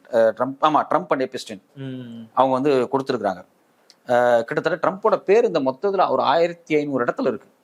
1500 இடத்துல. ஆனா இது வந்து கட் பண்ணி வெளியே வந்த வெர்ஷனா தான் இருக்கும். குறைஞ்சபட்ச ட்ரம்ப்போட பேர் ஒரு 1 லட்சம் இடத்துலயே இருக்கும். ஏன்னா இதுல ட்ரம்ப் தான் இதுல முக்கியமான ஆள். எபிஸ்டனுக்கு எவ்வளவு முறை எபிஸ்டன் பேர் பயன்படுத்தப்படுதோ அதுல கண்டிப்பாக 1/3 ட்ரம்ப்போட பேரும் அதுல பயன்படுத்தப்பட்டிருக்கணும். ஆனா இதுல வந்து குறைக்கிறாங்க. இப்போ நீங்க வந்து எபிஸ்டனோட பேர் வந்து 2 லட்சம் முறை வருது அப்படின்னா அதுல குறைஞ்சு ஒரு 50,000 முறை. அந்த அளவுக்கு ஒரு க்ளோஸ் அசோசியேட் தான், ரொம்ப க்ளோஸ் அசோசியேட்டா இருந்திருக்காங்க. பல விஷயங்கள் இவங்க சேர்ந்து செஞ்சிருக்காங்க. இன்வெஸ்ட்மெண்ட்ஸ்ல, மாடலிங் அப்படிங்கிறது ஒரு பெரிய ஏரியா பண்ணியிருக்காங்க. ஸோ இப்போ வந்துடக்கூடிய தகவல் இப்போ நான் வந்து டைரக்டா டாக்குமெண்ட் எடுத்து படிக்க முடியல. நான் வந்து நியூயார்க் டைம்ஸ் என்ன எழுதியிருக்காங்க, கார்டியன் எழுதியிருக்காங்க, வயர் என்ன எழுதுறாங்க, ஸ்க்ரோடன் எழுதுறாங்க, அல் ஜசீரா என்ன கொடுக்குறாங்க. இவங்க செலக்டிவா உள்ள போந்து ஒரு ஏரியா எடுத்து ரிசர்ச் பண்ணி எழுதிக்கிட்டே இருக்காங்க. இப்போ வயரா இந்தியா ரிலேட்டடான விஷயங்கள் எழுதிட்டு இருப்பாங்க. ஸோ இப்படி ஒவ்வொருத்தரும் எடுத்து எழுதிட்டு இருக்காங்க. இப்போ வந்து ரஷ்யாவோட தொடர்புபடுத்தி கூட பேசிட்டு இருக்காங்க. புட்டினோட எபிஸ்டன் வந்து புட்டினை மீட் பண்றதுக்கு முயற்சிகள் பண்ணியிருக்காரு. அந்த முயற்சி வந்து சக்சஸ் ஆகலை. இப்போ நீங்க எந்த அளவுக்கு போயிடுச்சுன்னா, பில்கேட்ஸுக்கு வந்து எய்ட்ஸ் இருந்திருக்கு, அவர் வந்து ரஷ்யன் கேர்ளோட செக்ஷுவலி டிரான்ஸ்மிட்டட் டிசீஸ் அது திட்டமிட்டு நடத்துது அப்படிங்கிறாங்க. அந்த பெண்ணுக்கு ஒரு செக்ஷுவலி டிரான்ஸ்மிட்டட் டிசீஸ் இருக்கக்கூடிய ஒரு பொண்ணை பில்கேட்ஸோட செக்ஸ் வைக்க வச்சு அவருக்கு வந்து அந்த அந்த டிசீஸை வந்து டிரான்ஸ்ஃபர் பண்ணியிருக்காங்க அப்படிங்கிற மாதிரி எல்லாம் சொல்றாங்க. ஸோ அப்போ ஒவ்வொருத்தரும் ஒவ்வொரு ஏரியா எடுத்து ரிசர்ச் பண்ணிக்கிட்டே இருக்காங்க. ட்ரம்ப்பை பத்தி ஃபுல் ஃபிளெஜ்டான ரிசர்ச் இன்னைக்கு வரைக்கும் வரல. அதான் வருத்தமா இருக்கு. ட்ரம்ப்பும் எபிஸ்டனுமான உறவு இன்னைக்கு வந்திருக்கக்கூடிய டாக்குமெண்ட்ஸ்ல இருந்து எடுத்தா மட்டுமே இவர் வந்து அந்த நாட்டினுடைய ஜனாதிபதியா இருக்கிறதுக்கு எந்த விதமான தகுதி இல்லாத நபர் லீகலாவே அப்படிங்கிறது ப்ரூவ் ஆகும். ஆனா மொத்த டாக்குமெண்ட் வெளியே வந்துச்சு அப்படின்னா இன்னுமே பயங்கர அதிர்ச்சியா இருக்கும். இது மற்றவர்களெல்லாம் பண்ண முடியாது. இப்போ ட்ரம்ப்பை எதிர்க்கிறவங்க கூட அதெல்லாம் கொண்டு வர முடியாது. அது அவங்க செய்யணும். ஏன்னா இப்போ வந்து காங்கிரஸ் வந்து அங்கே வந்து டெமோக்ராட்ஸ் வந்து ரொம்ப இதெல்லாமே டெமோக்ராட்ஸோட முயற்சியில தான் சில விஷயங்கள் நடக்குது. டெமோக்ராட்ஸினுடைய அழுத்தத்தினாலதான் இப்போ போன வருஷம் தான் இதனுடைய பிரச்சனை வருது. இது எல்லாமே ஒரு டெமோக்ராட்ஸ் ஒரு அழுத்தம் கொடுக்குறாங்க. நீங்க வந்து வால் ஸ்ட்ரீட் ஜேர்னல்ல ஃபர்ஸ்ட் ஒரு ஆர்டிக்கல் வருது. அது எப்போ வருதுன்னா ஜூலை 17, 2025 வருது. அந்த ஆர்டிக்கலோட தலைப்பே பார்த்தீங்கன்னா, Jeffrey Epstein's friend sent him a birthday letter for a 50th birthday album, one was from Donald Trump. 3 volume, அது 248 பக்கம் அந்த ஆல்பம். அவருடைய 2003 50வது பிறந்தநாள் கொண்டாடுறாரு. அதுக்கு இவங்க எல்லாருமே வாழ்த்து செய்தி அனுப்புறாங்க. இது முழுக்க மேக்ஸ்வெல் தான் கோஆர்டினேட் பண்ணியிருக்காங்க. எல்லாத்திட்ட இருந்து வாழ்த்து செய்தி வாங்கி ஃபைல் பண்ணி இதை வந்து ஒரு 3 வால்யூமா இருக்கு அந்த கிரீட்டிங். அந்த கிரீட்டிங்கை தான் முதல்ல வெளியிட சொல்லி கேட்டாங்க காங்கிரஸ். டெமோக்ராட்ஸ் என்ன எழுதியிருக்காங்க அதுல என்ன நடக்குது அப்படின்னா, இந்த ஜூலை 17ஆம் தேதி 2025 ட்ரம்ப் எழுதினதை மட்டும் வால் ஸ்ட்ரீட் ஜேர்னல் வெளியிடுறாங்க. அது ஒரு நிர்வாணமான ஒரு பெண் படம், முகம் இல்லாத பெண், ஒரு ஸ்கெட்ச். அது அதுல அந்த பெண் ஸ்கெட்சனுடைய மார்பகம் ரொம்ப சின்னதாக, அதனுடைய குறியீடு என்ன அப்படின்னா, சின்ன இளம் பெண், இளம் பெண் வயசுக்கு வந்திருக்கும். அவங்களுக்கு வந்து அவங்களுடைய மார்பகம் வளராத இளம் குழந்தை, ஒரு 13-14 வயசு குழந்தையினுடைய ஒரு உடல் வாகு மாதிரி ஒன்று வரைஞ்சி ட்ரம்ப்பு கீழே எப்ஸ்டீன் 2 பேரும் கான்வர்சேஷன் பண்ணிக்கிற மாதிரி, முதல்ல ட்ரம்ப் ஒன்று சொல்லுவார், அதுக்கப்புறம் எப்ஸ்டீன் சொல்லுவார், இப்படியே மாறி மாறி மாறி கீழே கரெக்டாக அந்த பெண்ணுடைய பிறப்புறுப்பு வரும்போது அந்த இடத்துல ஹாப்பி பர்த்டேன்னு சைன் பண்ணியிருப்பார் ட்ரம்ப். இந்த க்ரீட்டிங் தான் வெளியே வருது ஃபர்ஸ்ட். இந்த க்ரீட்டிங் வெளியே வரும்போது என்ன நடக்குது அப்படின்னா, இந்த க்ரீட்டிங்கை வந்து மக்கள் என்ன பண்ணுறாங்க, பெரிய ஒரு 10 அடிக்கு ஒரு ஒரு பெரிய போஸ்டர் மாதிரி ஒரு புக்கு மாதிரி செஞ்சு, மாடல் புக்கு மாதிரி செஞ்சு, இந்த ஜனவரி 20 தான் எப்ஸ்டீனோட பர்த்டே. அந்த பர்த்டே அன்னைக்கு நேஷனல் மால், நியூயார்க் டிசியில் நேஷனல் மால் பக்கத்தில் பெருசாக வச்சிடறாங்க. அது ஒரு பெரிய கான்ட்ரவர்சியாக மாறுது. இப்போ இதே மாதிரி அதே நம்ம வால் ஸ்ட்ரீட் ஜேர்னல் தான் ஜூலை 25 இன்னொரு ஆர்டிக்கலை வெளியிடுறாங்க. Jeffrey Epstein's birthday book includes letters from Bill Clinton, Leon Black, இவங்கள்ட்ட இருந்து வந்த க்ரீட்டிங்கை வெளியிடுறாங்க. அது ரொம்ப ரொம்ப கொச்சையான க்ரீட்டிங் பிக்சர்ஸ். நான் சில பிக்சர்ஸை பார்த்தேன். இவர் நிர்வாணமாக படுத்திருக்க மாதிரி ஒரு குழந்தை வரையுது பார்த்தீங்களா, ஒரு குழந்தையினுடைய வரையது நமக்கு தெரியும்ல, அந்த குழந்தை வரைஞ்சிருக்கு. அதில் வந்து இவர் வந்து லாலிபப்பும் பலூனும் கொடுக்குறாரு குழந்தைகளுக்கு. அது ஒரு சிம்பாலிக் தான். லாலிபப்பும் பலூனும் போதும் ஒரு குழந்தைய செக்ஸுக்கு கொண்டு வரதுக்கு. ஒரு நிர்வாணமாக படுத்திருக்காரு, அந்த குழந்தைகள் வந்து செக்ஸ் வச்சுக்கிற மாதிரி. ஸோ இப்போ இதெல்லாமே வந்து அவங்களுக்கு ரொம்ப தெளிவாக தெரிஞ்சிருக்கு. இது வந்து 2003 பர்த்டேக்கு கொடுக்கப்பட்ட கிரீட்டிங். 2003 இவர் இவ்வளோ பெரிய ஆளாக இருக்காரு அப்படின்னா அவர் 90களிலிருந்தே அவர் ஸ்டார்ட் பண்ணியிருப்பார். அவருக்கு 50 வயசு 2003 அப்படிங்கும்போது அவர் 1980-85 இந்த வேலைகளில் ரொம்ப தீவிரமாக இருந்திருக்காரு. அப்புறம் இது எல்லாமே ஆவணப்படுத்தப்பட்டு இருக்கு. நீங்கள் 2003 பர்த்டே கிரீட்டிங் எப்படி இவ்வளோ தூரம் பாதுகாப்பாக இருந்துச்சு? யார் அதை பாதுகாப்பு பண்ணது? அது எங்கே இருக்குது? அது எப்படி பிடிஎஃபாக மாற்றப்பட்டுச்சு? அது எப்படி ஆன்லைனில் போன வருஷம் நவம்பர் மாதம் எப்படி வெளியே வருது? 2025 அது எப்படி நவம்பரில் வெளியே வருது? அதோட இன்னொரு ரொம்ப இன்ட்ரெஸ்டிங்கான ஒரு விஷயம் என்ன அப்படின்னா, இதே நேஷனல் மால் வாஷிங்டன் டிசியில் அந்த பிளேஸில், அது ஒரு பெரிய மைதானம் மாதிரி, அந்த நேஷனல் மால் பக்கத்தில் என்ன பண்ணுறாங்க அப்படின்னா, ஒரு சிலையை திடீர்னு நைட்டு கொண்டு வந்து வச்சுட்டு போயிடறாங்க. அந்த சிலை என்ன அப்படின்னா, எப்ஸ்டீனும் ட்ரம்ப்பும் கை கோர்த்துட்டு டான்ஸ் ஆடுற மாதிரி ஒரு சிலை. அந்த சிலையை வந்து 24 ஹவர்ஸில் போலீஸ் எடுத்தாங்க. உடனே எடுக்க சொன்னாங்க. அது வந்து ஜூலையில் எண்டில் தான் வச்சாங்க, போன வருஷம் ஜூலையில். உடனே அதை எடுக்க சொல்லி ஒரு பெரிய இஷ்யூ வந்து 24 ஹவர்ஸ்க்குள்ள போலீஸ் அதை எடுத்தாங்க. திருப்பாடு வேற ஒரு இடத்துல வைக்கப்பட்டுச்சு. அது மாதிரி சிலைகளை வைக்கிறாங்க. அப்போ என்னன்னா, இது மக்கள்கிட்ட ஒரு சாரர்கிட்ட ஒரு உரையாடலை நிகழ்த்தி கொண்டே இருந்திருக்கு. ட்ரம்ப் எப்ஸ்டீன் உறவு அப்படிங்கிறது வந்து யாரோ டெமோக்ரேட்ஸ் பண்ணியிருக்கலாம், இது வேற யாரோ பண்ணிருக்கலாம். பட் ஆனால் ஒரு சிவில் மைண்டை கிரியேட் பண்ணிட்டே இருந்திருக்காங்க. சிவிலா ஒரு பக்கம் வால் ஸ்ட்ரீட் ஜேர்னல் எழுதுறது, இன்னொரு பக்கம் இது மாதிரி ஆக்டிவிட்டிஸ் நிறையா பண்ணுறது, இது வந்து தொடர்ச்சியாக இது வந்து அப்படியே இருந்திருக்கு. இப்போ ஜனவரியில் இது ரொம்ப ஒரு பெரிய இஷ்யூவாக மாறுது. ஸோ இப்போ வால் ஸ்ட்ரீட் ஜேர்னலும் ஒரு ரோல் ப்ளே பண்ணுறாங்க. அதை வந்து ஒரு கூர்த்திட்டிக்கிட்டே இருக்காங்க அந்த விஷயத்த. அதில் தான் நிறைய இமெயில்ஸ் வருது. போன நவம்பர்லேயே இமெயில்லாம் வெளியே வந்துருது. டாக்குமெண்ட்ஸ் ஒரு 1000 இமெயில் வந்து கொஞ்சம் டிரான்ஸ்கிரிப்டாக, ஆமாம், நிறைய கோட் வேர்ட்ஸ் இருந்திருக்கு. ஆமா மாதிரி சொன்னாங்க. நம்ம இமெயில்ங்கிறது ரொம்ப ரேர் தானே. 2010-11 இமெயில் யூஸ் பண்றது அமெரிக்கால தான் சில பேர் யூஸ் பண்ணுவாங்க. அதுல ஒரு இமெயில் தான் ரொம்ப பரபரப்பா மாறுது. என்ன அப்படின்னா, அந்த இமெயில் நான் படிச்சு காமிக்கிறேன். எப்ஸ்டீன் கிளீனா மேக்ஸ்வெலுக்கு அனுப்புறாரு. அதுல வந்து Trump with Virginia Giuffre for few hours, the dog that did not bark அப்படின்னு ட்ரம்ப் அவர் சொல்றாரு. இந்த நாய் குலைக்காது. விர்ஜீனியா குஃபீரும் ட்ரம்ப்பும் ஒன்னா இருந்த விஷயங்கள் குறித்தான ஒரு மெயில் வந்து போகுது. இதுல என்ன ஒரு கேள்வி, இது 2011 சொல்றாங்க. ஆனா அந்த பொண்ணு 2002, 2003 இங்கிருந்து ஓடி போயிடுச்சு. அதுக்கு பிறகு அனுப்பப்பட்ட மெயிலா, போட்டோஸா, அது என்ன அப்படிங்கிற ஒரு கேள்வியா இருக்கு. இதெல்லாம் முதல்லயே எடுத்து வச்சிருப்பாங்களா, போட்டோஸ், ஏதாவது வீடியோஸ் இருக்கலாம், அது ஏதாவது வந்து டிரான்சிட் ஆயிருக்கா? ஆனா ஒரு கொடூரமான செக்ஸ் அஃபெண்டரை தொடர்ச்சியா பாதுகாத்தது ட்ரம்ப், பில் கேட்ஸ், சமூகத்தினுடைய மிகப்பெரிய கலைஞர்கள் ஆமா அப்படின்னு சொல்லப்படக்கூடியவர்கள், அறிவாளிகள்னு சொல்லப்படக்கூடியவர்கள், தலைவர்கள்னு சொல்லப்படக்கூடிய எல்லாருமே இந்த செக்ஸ் அஃபெண்டரை பாதுகாத்திருக்காங்க. இதுல வந்து இப்ப அதுல நமக்கு ரொம்ப கவனமா இருக்கணும். என்ன அப்படின்னா, இப்ப நோம் சாம்ஸ்கி மீட் பண்ணாரு. இப்ப சாம்ஸ்கி மீட் பண்ணி குழந்தைகளோடு செக்ஸ் வைக்க வேண்டிய தேவை அவருக்கு இருக்காங்கிறது அப்படி நம்ம பார்க்க முடியாது. நீங்க ஒண்ணும் இல்லை, அவர் பேர் என்ன, நம்ம ஸ்டீஃபன் ஹாக்கிங் 2 பெண்களோட பக்கத்துல நிற்கிறாரு. அங்க அந்த பீச் ஹவுஸ்ல இயல்பாவே 2 பெண்கள் நிர்வாணமா இருந்திருப்பாங்க. அவங்க 2 பீஸ்ல இருந்திருப்பாங்க. அவங்க வந்து ஹாக்கின்ஸ் பார்த்தோன்னே வந்து போட்டோ எடுத்திருப்பாங்க. இதை வந்து கனெக்ட் பண்ணி அவ்வளவு பெரிய தியரி நம்ம கிரியேட் பண்ண வேண்டிய அவசியம் கிடையாது. இயல்பாவே இருக்கிறவன முதல்ல கண்டுபிடிங்க. இப்ப ட்ரம்ப் மேல இவ்வளவு குற்றச்சாட்டு இருக்கு, அதை ப்ரூவ் பண்ண முடியல. ஆனா இப்ப இதை அப்படியே கன்வெர்ட் பண்றாங்க இல்லையா? இப்ப இந்த டிஸ்கஷன் ட்ரம்ப்பை நோக்கி மட்டுமே நகர்ந்திருக்கணும். ஆனா பாத்தீங்கன்னா 2 நாளா சாம்ஸ்கியை பத்தி பேசிட்டு இருக்காங்க. சாம்ஸ்கியை பத்தி ஒரு பெரிய டிஸ்கஷன் நடந்துட்டு இருக்கு. அந்த பக்கம் ஒரு லெஃப்ட் இன்டெலெக்சுவல் ஹாக்கின்ஸை பத்தி ஒரு பெரிய டிஸ்கஷன் நடந்துட்டு இருக்கு. இப்படி பில் கேட்ஸை பத்தி ஒரு டிஸ்கஷன் நடந்துட்டு இருக்கு. இதுல என்ன, பில் கேட்ஸோட போட்டோலாம் வந்துருச்சு. ஆமா, சிறுமிகளோட இருக்கக்கூடிய பில் கேட்ஸ் புகைப்படங்கள் வந்துருச்சு. கிளின்டனோட புகைப்படம் வந்துருச்சு. அதே மாதிரி வந்து பிரின்ஸோட புகைப்படமும் குழந்தைகள் மேல படுத்திருக்கிற ஒரு 4-5 குழந்தைகள் மேல படுத்திருக்கிறது போறது எல்லாம் வந்துச்சு. அப்ப இது வந்து இது ஒரு கட்டத்துக்கு மேல தன்னை தாண்டி வெளியே வரும் அப்படிங்கும்போது தன்னை பத்தி மட்டும் எடுத்து வெளியே விட்டுறாம இருக்கிறதுக்கு கூட ஒட்டுமொத்த உலகத்தையே எக்ஸ்போஸ் பண்ண மாதிரி பண்ணி விட்டாங்க. எல்லாரும் இப்படி தாண்டா அப்படிங்கிற மாதிரி கூட டீப் ஸ்டேட் நினைச்சு எக்ஸ்போஸ் பண்ணிக்கலாம். இது வந்து ட்ரம்ப்புக்கு வச்ச குறியா அப்படின்னு எனக்கு தெரியல. இந்த வெளியே வந்ததனோடாக ட்ரம்ப் இமேஜ் பாதிக்கப்படலை.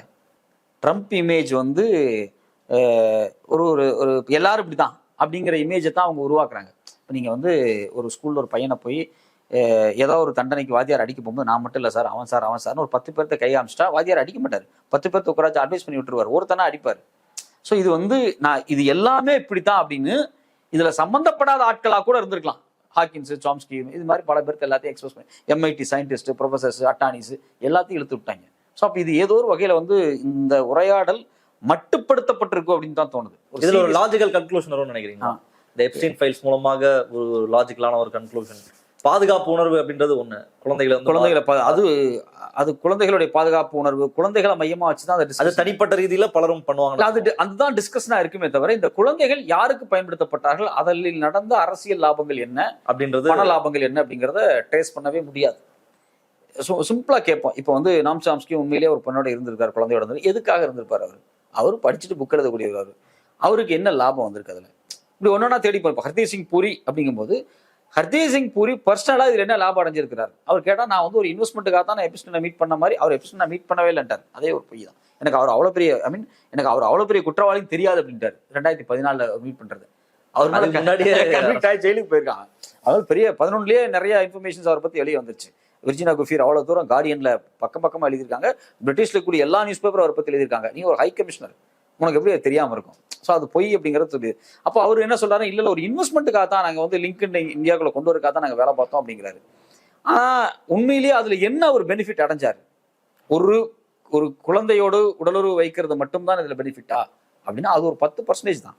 ஆனா 90% இதனுடைய பெனிஃபிட்ஸ் அப்படிங்கிறது எங்கெங்கயோ இருக்கும். ஒரு குழந்தையும் பாதிக்கப்பட்டிருக்கு, நம்ம தலையில தான் விழிஞ்சிருக்கும். ஒரு குழந்தையை ஒரு சிறு டூலாக பயன்படுத்தி நடந்த அரசியல் மாற்றங்கள் என்ன, அதிகார மாற்றங்கள் என்ன, பண புழக்கங்கள் என்னென்ன அப்படிங்கிறது ரொம்ப முக்கியமான. ஆனா இதுல ஈடுபட்டது இந்த மேல இருக்கக்கூடிய இந்த அதிகார வர்க்கம் மட்டும்தானா, இல்ல மற்ற போவர்ட்ஸுமா, காசு இருக்கக்கூடிய அதெல்லாம் போவர்ட்டுகளும் அது நடந்திருக்குமாங்கிறது ஒரு சந்தேகம். ஏன் அப்படின்னா பொலிட்டிக்கல் ஃபினான்சியல் பெனிஃபிட்ஸ்க்காக மட்டும்தான் இவன் பெண்களை வந்து பயன்படுத்தியிருக்கான். பணம் பிளஸ் வந்து இப்போ நீங்க ஒரு பெரிய பணக்காரர் இருக்கான், ஒரு பெரிய கார்பரேட் ஜெயின்ட் இருக்கான் அப்படின்னா அவனை வந்து அவனுக்கு ஒரு வழிக்கு கொண்டு வரணும். அவனை வழிக்கு கொண்டு வரணும், அவனுக்கு ஒரு பொண்ணை கொடுக்கணும் அப்படின்னா அவனால ஒரு ஃபண்ட் ரைசிங்க்கு ஹெல்ப் பண்ணணும், அவன் ஒரு கார்பரேட்டுக்கு ஹெல்ப் பண்ணணும், இல்லை ஒரு அதிகார வர்க்கத்துக்கு ஹெல்ப் பண்ணணும், அவனால ஒரு வேலை நடக்கணும். அப்படிங்கும் போது வராங்க செக்ஸுவல் பர்வர்ட் மட்டும் அது வெறும் ப்ராஸ்டியூஷனாக மாறிடும். செக்ஸுவல் பர்வர்ட் அப்படிங்கிறது அது வெறும் ப்ராஸ்டியூஷனாக மாறிடும். எனக்கு வந்து ஒரு பொண்ணு ஒரு செக்ஸ் வச்சுக்கணும்னு ஆசை இருக்கு, நான் காசு கொடுக்குறேன், ஒரு பொண்ணை கூட்டு வரேன், இப்படி பண்றேன் அப்படிங்கிறது வெறும் இது வந்து வெறும் செக்ஸுவல் இஷ்யூ அல்லது, இது வெறும் ப்ராஸ்டியூஷன் அல்ல. இது வந்து ஒரு பவர் பாலிடிக்ஸ், இது பவர் புரோக்கிங். அதே மாதிரி பணத்துக்காக பவருக்காக நடந்த ஒரு பெரிய ஒரு மாஃபியா. அதுல குழந்தைகள் அப்படிங்கிறது ரொம்ப குழந்தைகள் இல்லாம நிறைய பெண்கள் பயன்படுத்தப்பட்டிருப்பாங்க. இது இல்லாம மைனர், இது இல்லாம அது ஆயிரக்கணக்கான பெண்கள் இதுல இன்வால்வ்டா இருக்கும், கண்டிப்பா இருக்கும். அந்த பெண்கள் அவங்க குழந்தையா இல்ல, இப்பெல்லாம் அவங்களுக்குலாம் 60 வயசு கூட ஆயிருக்கலாம், 80, 90களில் பயன்படுத்தப்பட்ட 30 வயசு பொண்ணுகள்லாம் இன்னைக்கு வயசு கூடி இருக்கும். அவங்கெல்லாம் யாருமே வெளியே வந்து பேட்டி கொடுக்கல. சின்ன குழந்தையா இருந்து பாதிக்கப்பட்ட இப்போ மிட் 30s இருக்கக்கூடியவங்க தான் பேட்டி கொடுக்குறாங்க நிறைய பேர். ஸோ அப்போ இதில் ஒரு பெரிய நெட்வொர்க்.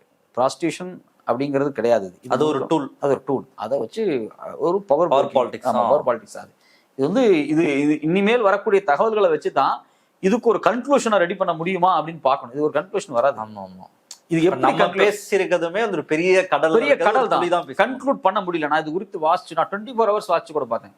ஒரு 20 வருஷம் என்னென்ன செய்தி எல்லாம் வருதுன்னு கலெக்ட் பண்ண மெயில் என்னென்ன இருக்கு, இதுல ஒரு கன்க்ளூஷன் வர முடியல. ஏன் இது இப்போ வெளியே வருது அப்படிங்கிறதான் ஒரு பெரிய கேள்வியா இருக்கு. இஸ்ரேலுக்கு இப்போ ஒரு பெரிய நெருக்கடி இருக்கு. அவங்களுக்கு வந்து சுற்றி இருக்கக்கூடிய அரபு நாடுகள் எல்லாமே வந்து ஈரானுக்கு சப்போர்ட் பண்ண வேண்டிய நிலைமை வருது, அவங்களுக்கு அமெரிக்காவை கைவிட வேண்டிய நிலைமை வருது. அவங்க இஸ்லாமிய நாடுகள் ஒரு தனியாக நேட்டோ மாதிரியான கூட்டமைப்பு உருவாக்க வேண்டி வர்றாங்க. மிடில் ஈஸ்ட்ல இஸ்ரேலுக்கு சில த்ரெட்ஸ் இருக்கு. இந்த நேரத்தில் அமெரிக்கா ரொம்ப ஸ்ட்ராங்காக சில முடிவுகள் எடுக்குமா? ஏதோ ஒரு விஷயம் பெரிய லெவலில் நடந்திருக்கு. ட்ரம்ப் கண்ணா பின்னான்னு பெட்ரோல் கம்பெனி பஞ்சாயத்துக்கு ஓடிட்டு இருக்காரு. இந்த நேரத்தில் இதை வெளியிட்டு இது மொத்தமாக இந்த டிஸ்கஷனே மாறுது. இப்போ கிரீன்லாந்து டிஸ்கஷன் இல்லைல்ல, கடந்த 3 days வந்து கிரீன்லாண்டை மறந்துட்டாங்க எல்லாருமே. ஆனால் கிரீன்லாண்டுக்காக என்ன நடந்துட்டு இருக்கு அப்படிங்கிறது நமக்கு தெரியல. ஒரு பெரிய வெனின்சுலா அதிபரையே 3 நாளாக மறந்துட்டாங்க. ஒரு நாட்டினுடைய ஜனாதிபதி போய் கட்டி தூக்கிட்டு வந்திருக்காங்க, அது மறந்துட்டாங்க, அவ்வளோதான். என்ன இருந்துச்சுன்னா அங்கே சோனிக் வெப்பன்ஸ் இவங்க பயன்படுத்தியிருக்காங்க. அல் ஜசீரா டீட்டெயிலாக எழுதியிருக்காங்க. நீங்கள் வந்து வெனிசுலாவினுடைய டிஃபென்ஸ் மினிஸ்டர் ட்விட்டு போட்டிருக்காரு அங்கே என்ன நடந்துச்சு அப்படிங்கிறது வெனிசுலாவில். அது ஒரு பெரிய டிஸ்கஷனாக மாறி இருக்கணும். அது அப்படியே முடிஞ்சு போச்சு. சோனிக் வெப்பன்ஸ் பயன்படுத்தியிருக்காங்க. ஹை வால்யூம் சவுண்ட் அலைகளை கிரியேட் பண்ணி அங்கே இருக்கக்கூடிய சோல்ஜர்ஸை அவங்களுக்கு வாந்தி வர வச்சு, அவங்களுக்கு காதில் ரத்தம் வர வச்சு சாக மாட்டாங்க. ஃபிசிக்கல் இன்ஜுரிஸ் பெருசாக எதுவுமே இருக்காது. அந்த இடத்துல அவங்களால இருக்க முடியாது, ஓடிடுவாங்க. வழக்கமாக பெரிய கப்பல் வந்து கடலில் போயிட்டு இருக்கும்போது பைரேட்ஸ் கப்பல் வர்றதுக்கு உள்ளே வரும்போது ஒரு பெரிய ஒலி எழுப்பி அதை வந்து டிஸ்டர்ப் பண்ணுவாங்க, அவங்கள வந்து டைவர்ட் பண்ணி டிஸ்டர்ப் பண்ணி துரத்துவாங்க. அது மாதிரி ஒரு சோனிக் வெப்பன்ஸை பயன்படுத்தியிருக்காங்க. அதில் கிட்டத்தட்ட 40 பேருக்கு மேலே இறந்துருக்காங்க. எல்லாம் அதில் பெரிய ஒரு 32 பேர் கியூபன்ஸ் தான் அது. ஸோ அப்போ அந்த சோனிக் வெப்பன்ஸினுடைய தன்மை என்ன, அது வந்து உலகத்தில் எந்த இடத்துல வேணாலும் பயன்படுத்தலாம். இப்போ டக்குன்னு டெல்லிக்குள்ளே வந்து அந்த சோனிக் வெப்பன்ஸை வச்சு ஒரு 2 கிலோமீட்டருக்கு அடிச்சு ஒரு நீங்கள் வந்து அவர் மதுரை வீடு அப்படிங்கிறது ஒரு கோட்டைக்குள்ளே இருக்கக்கூடிய ஒரு வீடு, சுற்றியும் காவல் படை இருக்குது. நீங்கள் டக்குன்னு இறங்கி ஒரு சோனிக் லேண்டாகி தூக்கிட்டாங்க. ஒரு அமெரிக்கன் சோல்ஜர்ஸ் கூட சாகலை, ஒரு அமெரிக்கன் சோல்ஜர்ஸ் கூட சாகலை. இப்போ இந்த ஆப்ரேஷன்ஸ் வெறும் கன்னில் மட்டும் நடக்கலை, இவங்க ஏதோ சோனிக் வெப்பன்ஸ் ஏதோ பயன்படுத்தியிருக்காங்க பண்ணி. அப்போ அதுதான் ஒரு பெரிய டிஸ்கஷனாக மாறி இருக்கணும். இதைத்தான் ஈரான் தலைவருக்கும் பயன்படுத்துறதுக்காக அவங்க பிளான் போட்டுருந்துருக்கணும். ஏன்னா அது குறித்தான டிஸ்கஷன் ஈரான்கிட்ட யுஎஸ்எஸ் அப்ரஹாம் லிங்கன் நெருங்கும் போது தான் பெருசாகுது. அதுக்கு முன்னாடி நடக்குது. யுஎஸ் அப்ரஹாம் லிங்கன் நெருங்கும் போது சோனிக் வெப்பன்ஸ் பற்றி ஒரு அவேர்னஸ் அல் ஜசீரா கிரியேட் பண்ணுறாங்க, எல்லா பத்திரிக்கையும் எழுதுறாங்க. அப்போ இதெல்லாமே ஜியோ பாலிட்டிக்ஸில் ஒரு பெரிய மாற்றம் நடந்துட்டு இருக்கும்போது இந்த டாக்குமெண்ட்ஸை வெளியிடுறாங்க. அப்படின்னா இந்த டாக்குமெண்ட்ஸை எதுக்கு வெளியிட்டாங்க அப்படிங்கிறது இது வரைக்கும் தெரியல. ஆனால் இவ்வளோ விஷயங்கள் வெளிவருது. இதுக்கு முன்னாடி ஒரு பெரிய பொலிட்டிக்கலான ஏதோ நடந்துகிட்டு இருக்குன்னு தான் நம்ம சொல்ல முடியும். அது பொறுத்திருந்து பார்த்தா தான் இன்னொரு 1 மாதம் ஆகும், இல்லை 1 வருஷம் 2 வருஷம் கழிச்சு சொல்லுவாங்க. ஒரு பெரிய எக்ஸ்பர்ட் நோம் சாம்ஸ்கி மேலே ஒரு பெரிய எக்ஸ்பர்ட் எழுதுவாங்க, இதை ஏன் அந்த நேரத்தில் வெளியிட்டாங்க அப்படிங்கிறதுக்கு அவங்க வந்து கலெக்டிவாக பார்த்து சில மாற்றங்கள் நடந்திருக்கும் இல்லையா, அதுக்கு பிறகு அதை வச்சு அவங்க வெளியிடுவாங்க. அன்னைக்கு தான் நமக்கு தெரியும். ஆனால் ஒரு பெரிய செக்ஸ் ஸ்கேண்டல் நடந்திருக்கு. அது வெறும் செக்ஸ் ப்ராஸ்டியூஷனுக்காக நடக்கல, குழந்தைகளை அதிகாரத்திற்காக பணத்திற்காக வேட்டையாடி இருக்கிறாங்க, கொடூரமாக வேட்டையாடி இருக்காங்க. அது வந்து ஏற்றுக்கொள்ளவே முடியாது. உலக நாகரிகத்தின் ஒரு பெரிய அடையாளமாக அமெரிக்காவை சொல்லுவாங்க. Most civilised, most democratic, human ரைட்ஸை பேசக்கூடிய ஒரு இடம், லா நாம் மதிக்கக்கூடிய இடம். இந்த பிம்பங்கள் எல்லாமே சுக்கு நூறாக உடஞ்சிட்டு தான் இருக்கு உள்ள. பட் இப்போ ஒரு எக்ஸ்போஸ் ஆயிருக்கு. இப்போ அமெரிக்கானா என்னன்னு பார்க்க வேண்டிய ஒரு திருப்பி பண்பாடு ரீதியாக அமெரிக்கானா என்ன அப்படின்னு பார்க்க வேண்டிய ஒரு தேவை வந்திருக்கு. இது எல்லாமே பணத்துக்காக மட்டும்தான் நடந்திருக்கு, பணத்துக்காகவும் அதிகாரத்துக்காக மட்டும்தான். நீங்க சொன்ன மாதிரி ஒரு வருஷம் கழிச்சு கூட நம்ம திரும்ப பேசுவோம். இப்ப நம்ம பேசுனதுல ஒரு கடல்ல ஒரு சிறு துளியதான், மைக்ரோ ஒரு துளிதான், துளியிலின் துளிதான். அதுலேயே இவ்வளவு தகவல்கள் வந்திருக்கு. ஆடியன்ஸ் பார்த்து என்ன சொல்லலாம்னு பார்ப்போம். இந்த நிகழ்ச்சியில் கலந்துட்டு ரொம்ப நீண்ட நேரம் உங்களுடைய கருத்துக்களை இப்போ வைக்கிறோம். நன்றி தேவா, தேங்க்யூ. வீடியோ பிடிச்சிருந்தா லைக், ஷேர், சப்ஸ்கிரைப் பண்ணுங்க. உங்களுடைய கமெண்ட்ஸ் என்ன அப்படின்றத நிச்சயமாக போடுங்க. மற்ற நிகழ்ச்சியில் சந்திப்போம். நன்றி, வணக்கம்.